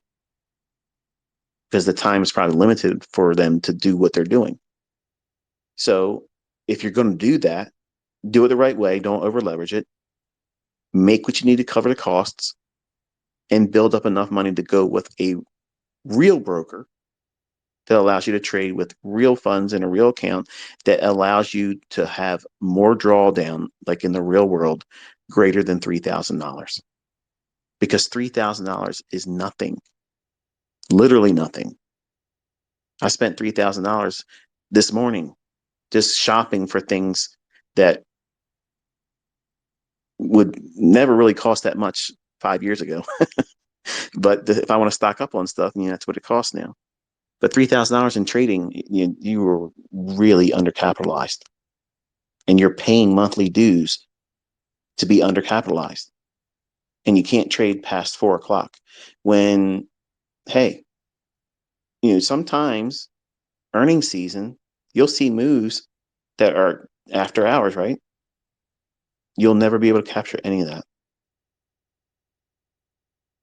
Now, is that a deciding factor that should keep you from doing funded accounts? Probably not.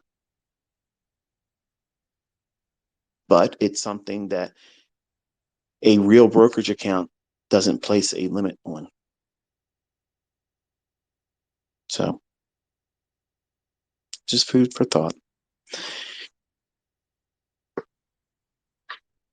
I could have him in a stage 2 funded account like that. No problem at all. Easy peasy, lemon squeezy. But he's going through something. And I have to let the natural order of things push him to a point where he has to identify what he's doing isn't going to work. And today I proved that what I teach and what I do does in fact work.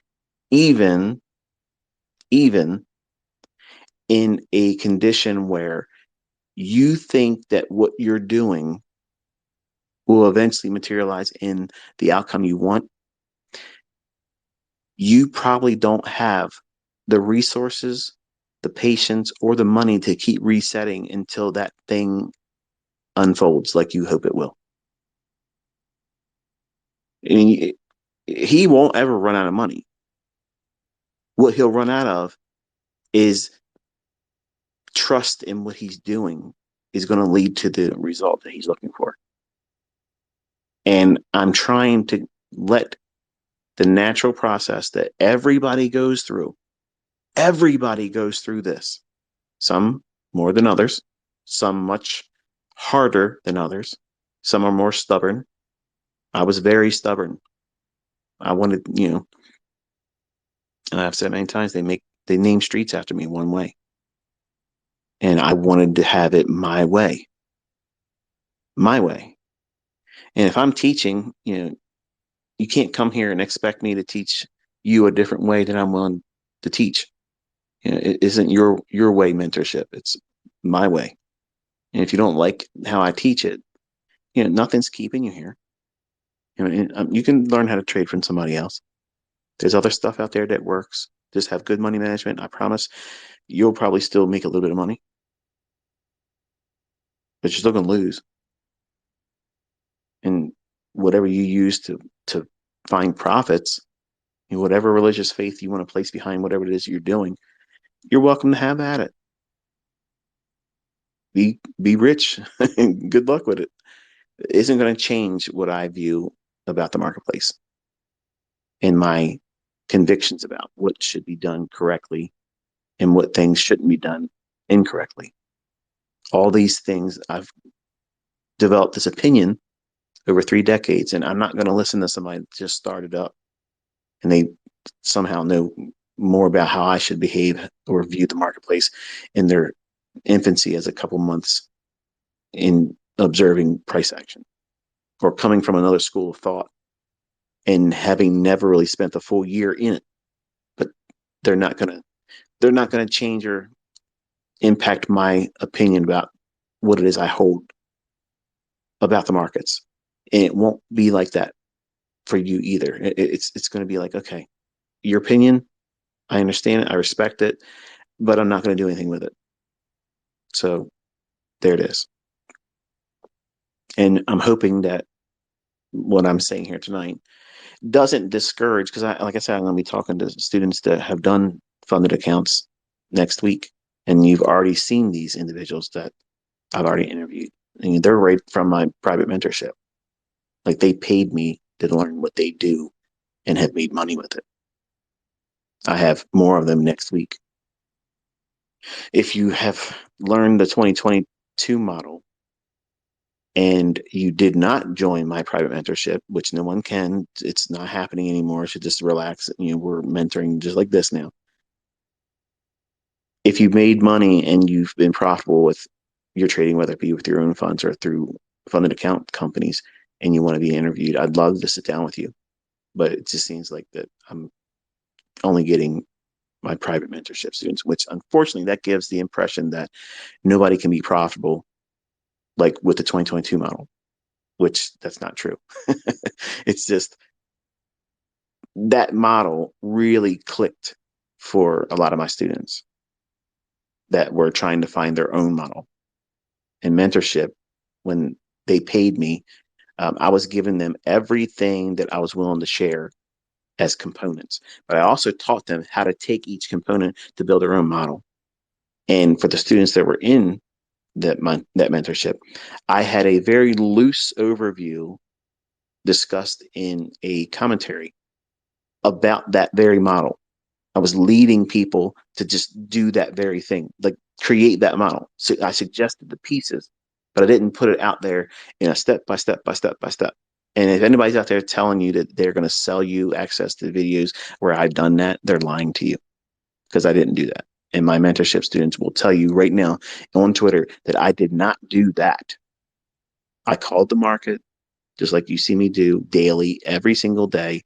I did live streams the first year, doing what you see me doing in these live streams, and the same type of attitude that I got from some students you still see in the community here. You didn't take any trades. You talked for 2 hours. You didn't take any trades. I called all the logic as to why the market should behave a certain way. That's important. You need to have all that. Otherwise, the entries won't make any sense. You won't know what to reach for. You won't know how to find your model. So opinions, they're always going to be held by other people. My opinion of funded accounts and those companies that offer them, I am personally not a fan of them. If my son turns it around and makes money, I'm still not a fan of it. I'm of the opinion that, yes, most of you that use them probably don't have the funds to go and do that. I understand that. But if you're going to do it the right way, so that way you can get something out of it. Build up enough scratch money, whatever, and go with a real brokerage firm. So that way you know it's your money, you have control, you're not limited to some unrealistic small little drawdown. Like it always goes up the same amount, no matter how much you make. It's not increasing. It's always that small little ultra small stop loss. That's how I look at it. I look at that as a very, very, very tight stop loss. And look at how I teach. I don't teach you to do that, do I? I don't teach you to hurry up and ram that stop loss underneath a profitable position, being fearful that it's going to stop you out, because it's probably going to stop you out. And you won't be able to see what? The appreciation and the equity going higher. It stops you out too quickly because you're strangling the trade. That's what these funded account companies do to you. And anybody that wants to say otherwise, you're welcome to your opinion, but you're never going to convince me that it's anything but that. They're placing so many odds in your favor of failing, but they market it like this is the greatest advantage in the world. Look at this and look at that. Look what we do. We provide this. You don't have the money, use our money. Really? That small, ultra small trailing stop loss, maximum trailing loss, or something. I don't know the term. It's something like that. That is equivalent to a jammed up, super tight stop loss in a trend that you're long in, and it's going right below the last couple ticks. That's what you're doing in these funded accounts. And when you add more contracts, you're all but guaranteeing you're getting stopped out. And you're going to break a rule and you got to pay a reset. It's like getting margin called and you're paying for it, but looking at it like it's a good thing.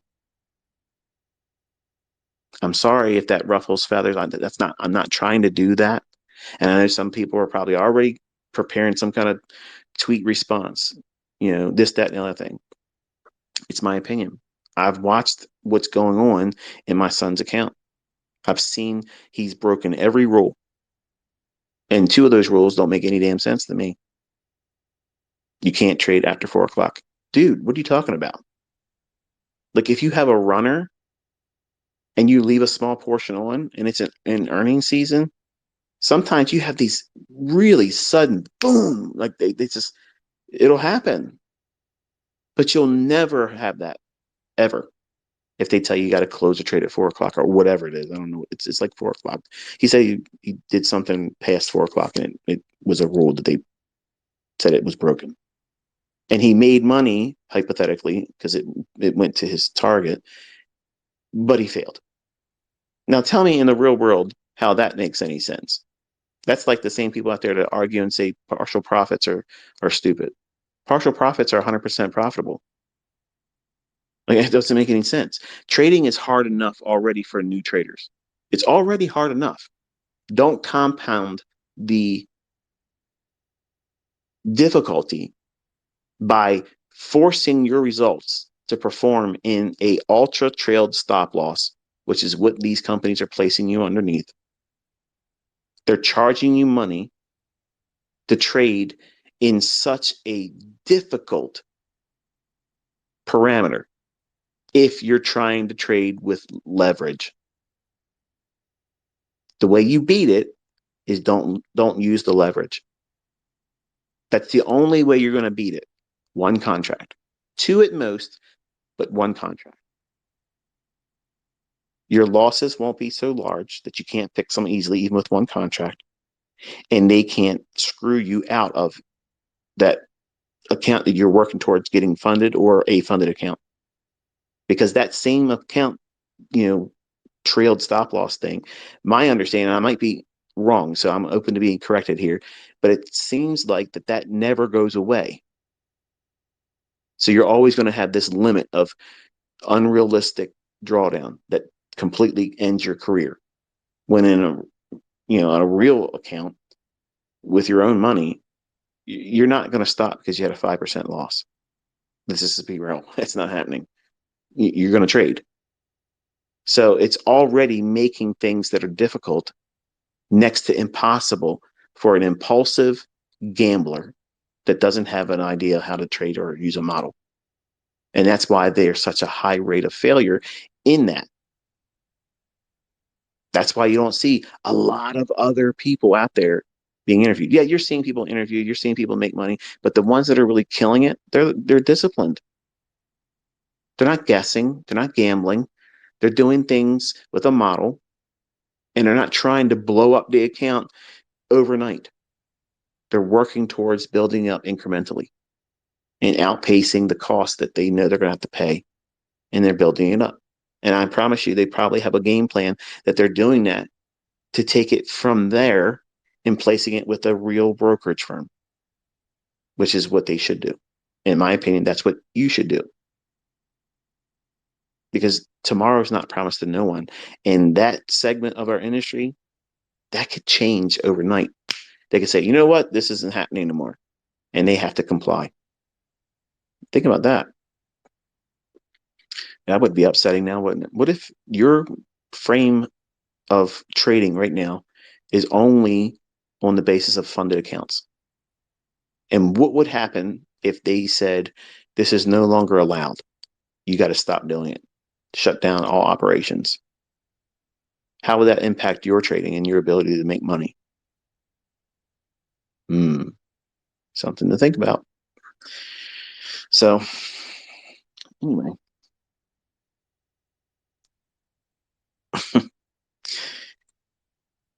I really wanted to sit down and have like a kumbaya moment, sharing a personal thing that you would never know about. Like I didn't need to tell you about my son. You don't need to know about that. It's none of your damn business. But it's useful as a mentor because I'm showing you that if you do all the wrong things, no matter who you are, what pedigree you come from, you're still not going to see the results you want. And I'm showing you a side of me that, I'll probably regret it months from now because it'll be taken out of context and you'll probably be taken out of context tonight or tomorrow. Who cares? But I'm sharing my frustration. Like, I don't know how to fix it.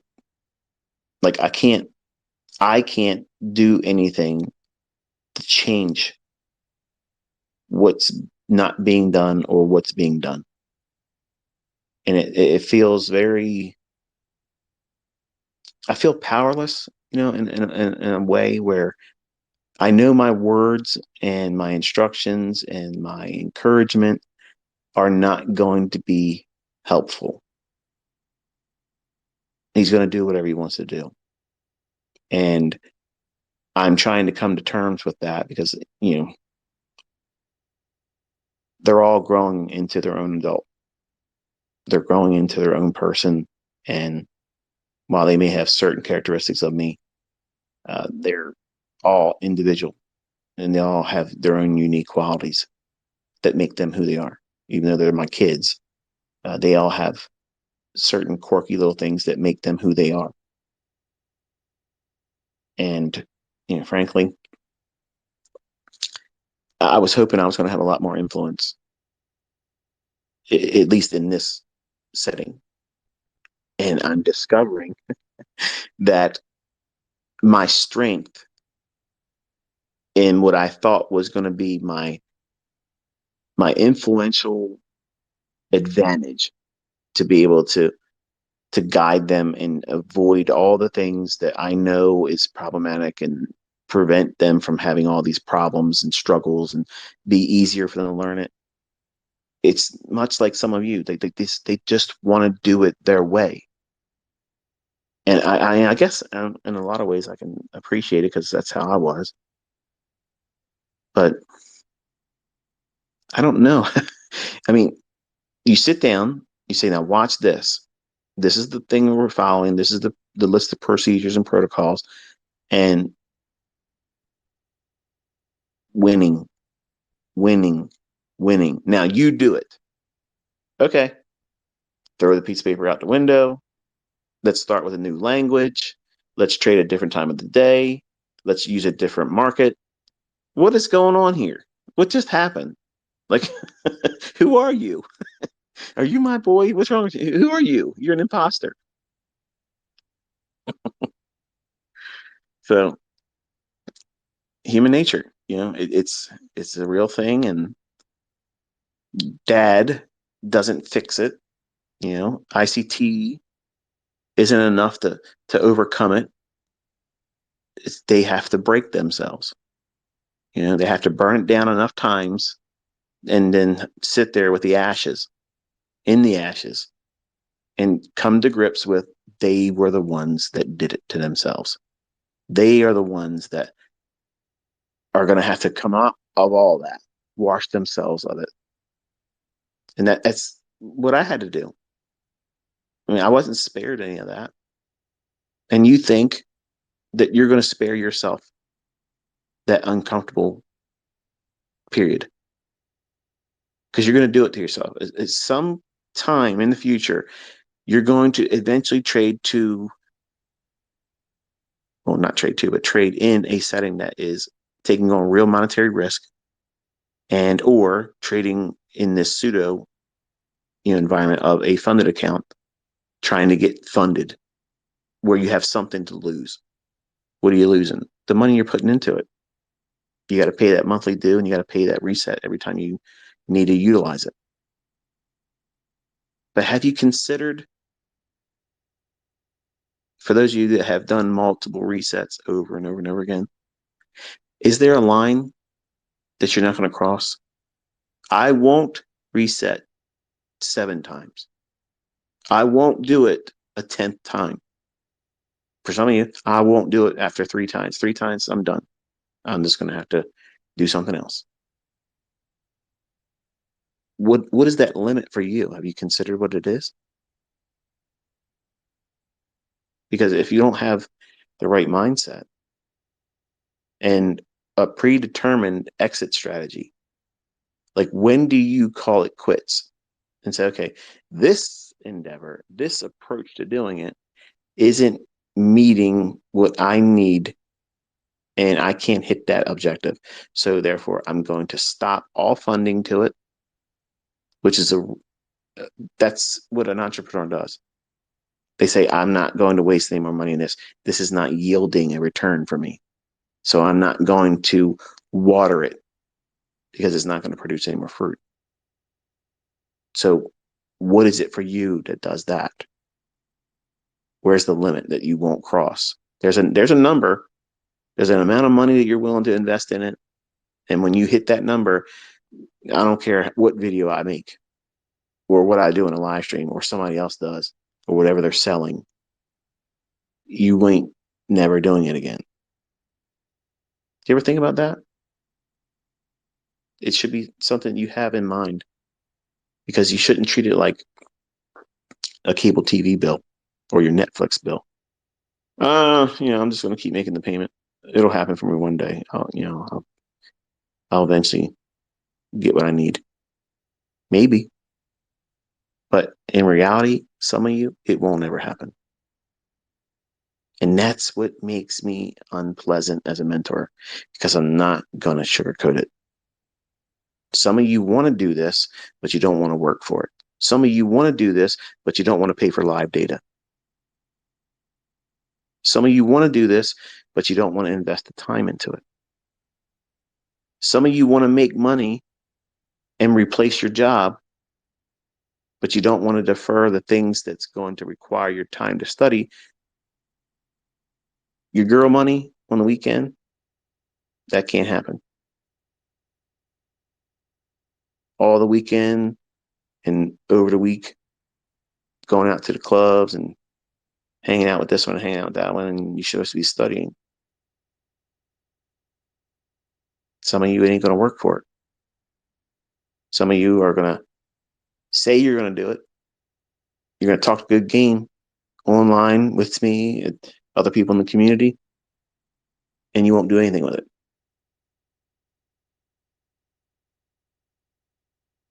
You can't pretend. You can't go through the process of pretending that you're going to do it, pretending and going through the motions on social media. Yeah, I'm a trader. I'm a student. I'm a funded trader. I'm this and I'm that. Are you really working? Are you really studying? Are you really trying to prune all the bad things out of you that are character flaws? Keeping up with who is doing what on social media, who's making money today and how much, who had the biggest drawdown, who lost today. These are all things that really don't do anything to make you better. And nobody's keeping score by that stuff. Nobody cares. Keep all the drama out of it. Whatever it is you're doing in trading, keep it out. That's why I literally cannot wait. I said this to my older students the other day. I said, I can't wait till November.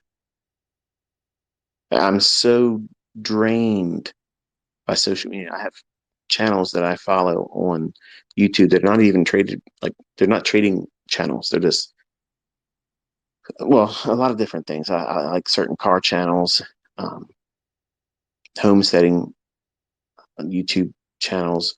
I listen to some Christian channels that follow things in the news and try to make a parallel to scriptures and things like that. And it's funny to see how wrong they are. But to read the comment section of everyone else's videos And you could be doing something very wholesome, charge no money, kindness, polite, never even use a curse word, never talk bad about anybody else. And invariably, you'll see dozens of miserable people in the comment section attacking either the person that's doing the video, saying they should have did this and why ain't they doing that, or they're attacking other people in the comment section that are just being part of the community.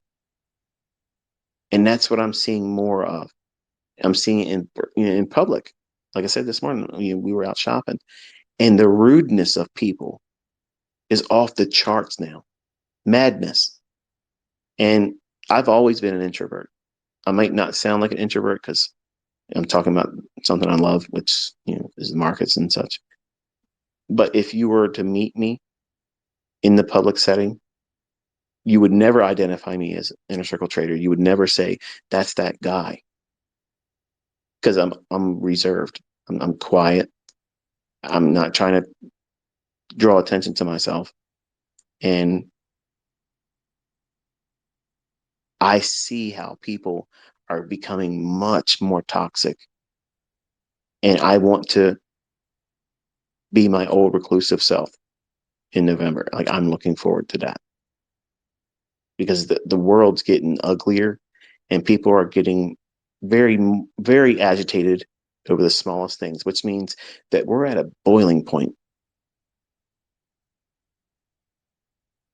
And I don't want to talk about the topics. The last time I did, since I mentioned a specific person, they killed the stream and the space was ended. I didn't end it, it was ended.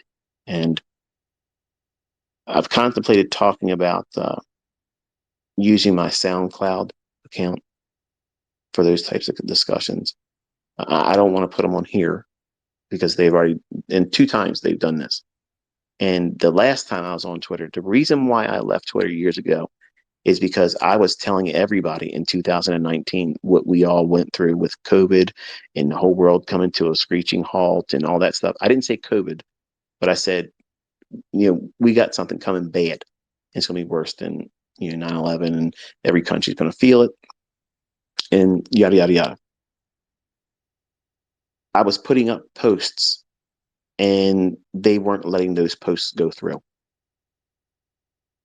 So that was the first time I ever felt like anything I say is being watched by people that can say, you're not allowed to say that. And I was the first time I've ever been censored. Like, I've never felt censorship before. So I felt uncomfortable with that. I was like, I'm not drawing any more attention to myself with this. I said, I'm done. Nobody drove me off of Twitter. Nobody ever drove me off of Twitter, and nobody drove me off now, and they won't. I'm scheduling my departure. It's the second Friday of November of this year. That's when I'm leaving Twitter. My tweets will stay up. I've deleted no tweets. I don't edit. I don't have a payment with Twitter where I can edit my tweets. Everything is exactly how I made them. Typos, incorrect spelling, the whole thing. But I don't want to talk about some of the topics that I've done before in the past on this medium, because I know it's under new management, but I'm not convinced new management is anything different. It's just another mask. So if I lose this account because they say I say too much or I talk about certain things, one of the concerns I felt uncomfortable when I learned that certain members of the United Nations were actually listening to me on the Twitter feed. And I'm just, a guy that talks about the markets. I'm not part of any kind of leadership like that. And why they would be wanting to listen to me and why they were in my 3-hour long Twitter spaces. Like, it would be one thing to say, okay, why is there a lot of people listening to this space? But they're in there the whole time. So that was a little unnerving. And then when I'm talking about things that are not real popular, and then I'm talking about certain subject matters, and then my Twitter space gets terminated. I feel like I'm back in that same spot again. So I'm not going to talk about those things here. I can talk about that kind of stuff on my SoundCloud, and it's not monetized. So it's not like me saying, come over here so I can make money. I'm not making money off of this.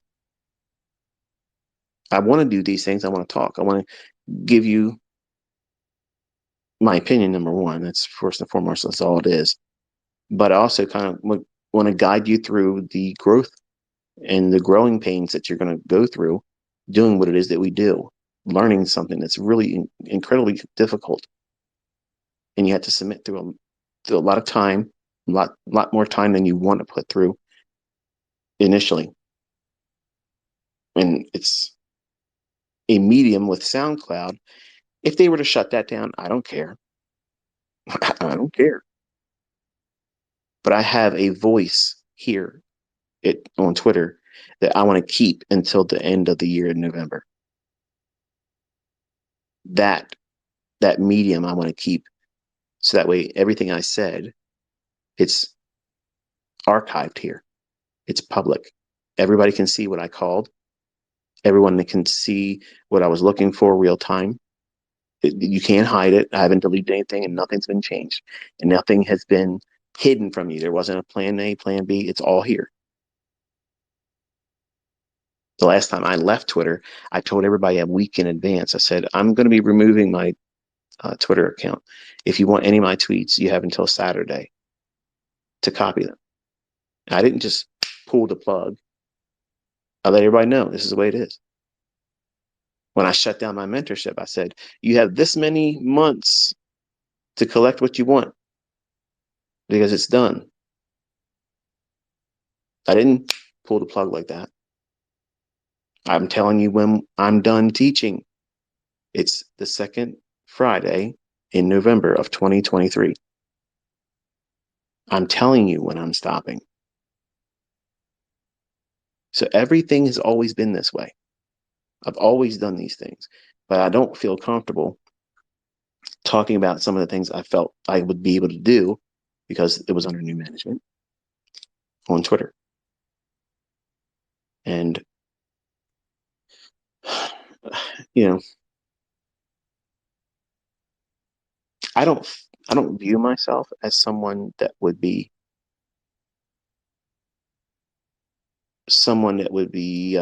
worth messing with. I'm just a simple guy. I got a very, very good skill set that I'm trying to share, and I'm trying to do it for free. And I'm trying to do it in a way where I can find it fun.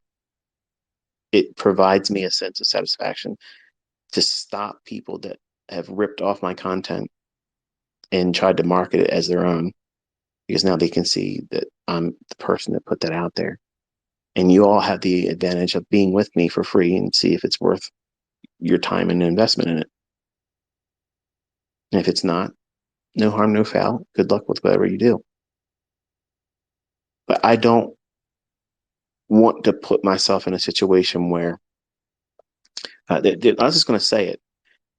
Some dude on Twitter posted something about a candidate in 2016, and he's facing 10 years in prison for something that wasn't really all that big of a deal. In my opinion, wasn't. And we can't make a joke about anything. Like, you can't joke about certain things. You can't say certain things. And to me, we don't have freedom of speech if that's the case. Certain speeches aren't free. You're free to say whatever you want, but be prepared to accept the consequences of your free speech. So I'm not going to use this medium to talk about the things that in the past I used this medium for. So without losing my voice to you about prompting you real time and being like I'm a friend that I can send you a text message. Like when I post a tweet and you're following me on Twitter, It's just the same as if I had your personal phone number and I sent you a message. Hey, look at the ES at this minute, this favor you got. It's like we're best friends. We've known each other for a long time, and I have your number, and I'm sending you a text message. I like that access to you because it's immediate, it's real time. And if I talk about something here, and I know some of you really want me to ramp that part of what I do up, I don't want to do that because we're getting to Orwellian levels. And I don't want to be a voice that they say, yeah, this guy needs to be tapped and he needs to be told he can't do that anymore in a really convincing way. Like, I don't need you to do that. Like, I already see what's coming and all those things that other people are enduring. I have other things I got to do. I don't want to be bothered with all that crap. I've already mentioned this stuff, in 2016. I already laid all this stuff out and said what we're dealing with right now. It's happening. All that stuff I talked about, and everyone made fun of me. And I didn't fully understand why I was saying what I was saying at the time. But it all came to pass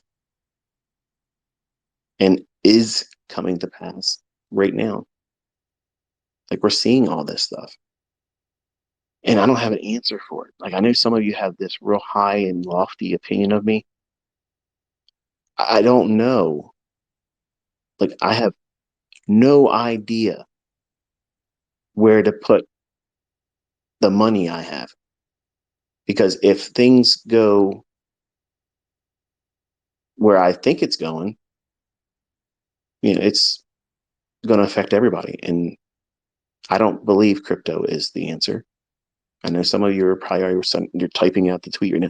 Put it in Bitcoin, put it in Ethereum, put it in XRP, and XRP is going to be this and whatever. But buy gold, buy silver, buy this, buy that. My trust is not in money. I don't have all the answers. The things I know about, I talk about. If I don't know something, I'm not going to talk about it. I'm not going to pretend that I do, which makes me a boring kind of guy. And that's fine.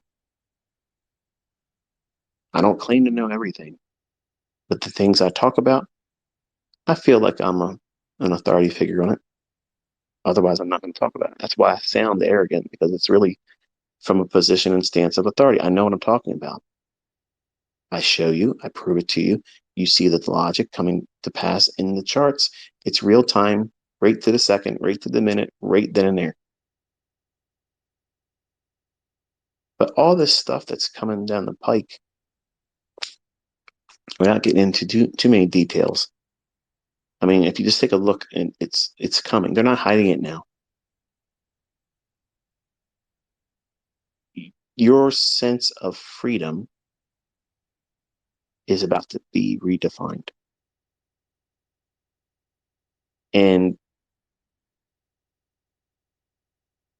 I'm not sure that direction is something that we want to be going in.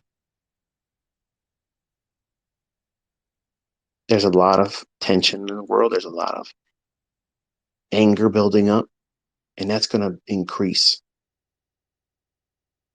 And social media presents the perfect opportunity for two opinions to come together. And where it would have been fun in the past to rib another guy or girl and make fun of them and everybody laugh about it, and it's, what it is, trolling. I was a troll. I was a troll. I don't want to do that now because the consequences that they're placing on simple little gags, simple little things that, that to rib another person or make fun of someone else or make light of something, they've turned it into a federal offense now. No, no, you're talking about they did this and they did that. I know their argument's going to be in relationship to the guy who's facing federal charges for 10 years in prison for election interference. Listen, I understand the new generation are really not educated. They're not. And my oldest is my daughter. And I can tell you, college was the worst investment ever because her whole outlook, she likes socialism. And that's a point of contention for her and I. And we are not allowed to have certain conversations like that because my wife won't allow it. But she is indoctrinated in socialism. She's been taught that in college. That's what they're breeding that mindset. And it's unfortunate because I'm not a subscriber to that. I don't think that's the way any country should go. And every country that's done it falls.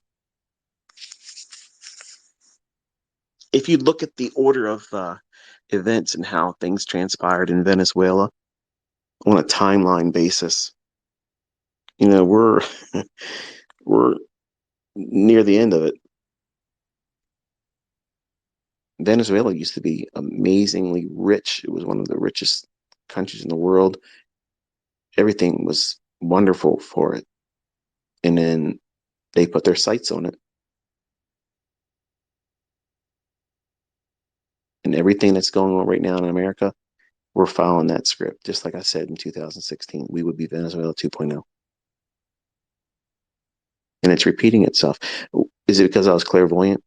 No. These game plans are the same rule book they work with all the time. It's the same stuff, but when they don't teach history anymore, you don't recognize it.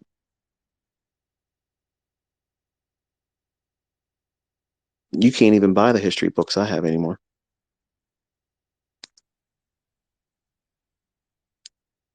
I'm going to get a list of names and people. What books do you have? Can you make PDFs of the book? No, I'm not going to do that. But I'm growing more and more uncomfortable. Whereas back then, and even in the early stages of all the stuff in the Corona stuff, I was bold. I would say whatever I felt like saying, and I didn't care. I don't have that same carefree feel about it anymore. I'm not paranoid. I'm just not trying to draw more attention to myself than it's necessary. I have something I want to accomplish this year. And once I'm done, I want us to have the full, complete experience together. That way I haven't been hindered and nothing interrupted it. So I'm trying to stay in my lane.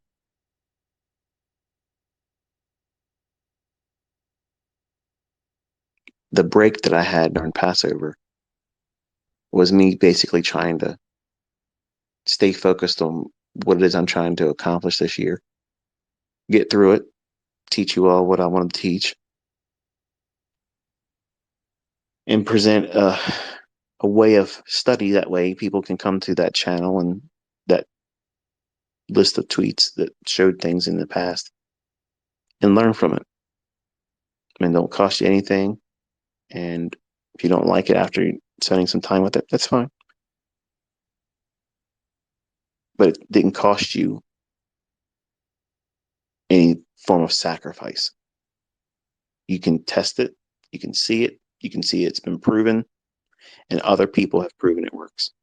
So it's not a flawed logic, it's not a contrived logic. And I have a lot more people coming with the receipts that it works. And they're doing it with markets I don't ever really touch or talk about, which is again proof of transferred understanding and knowledge.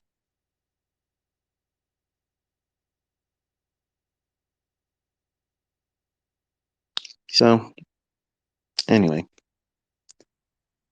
there's a lot of things I want to talk about, but I can't do it on this medium.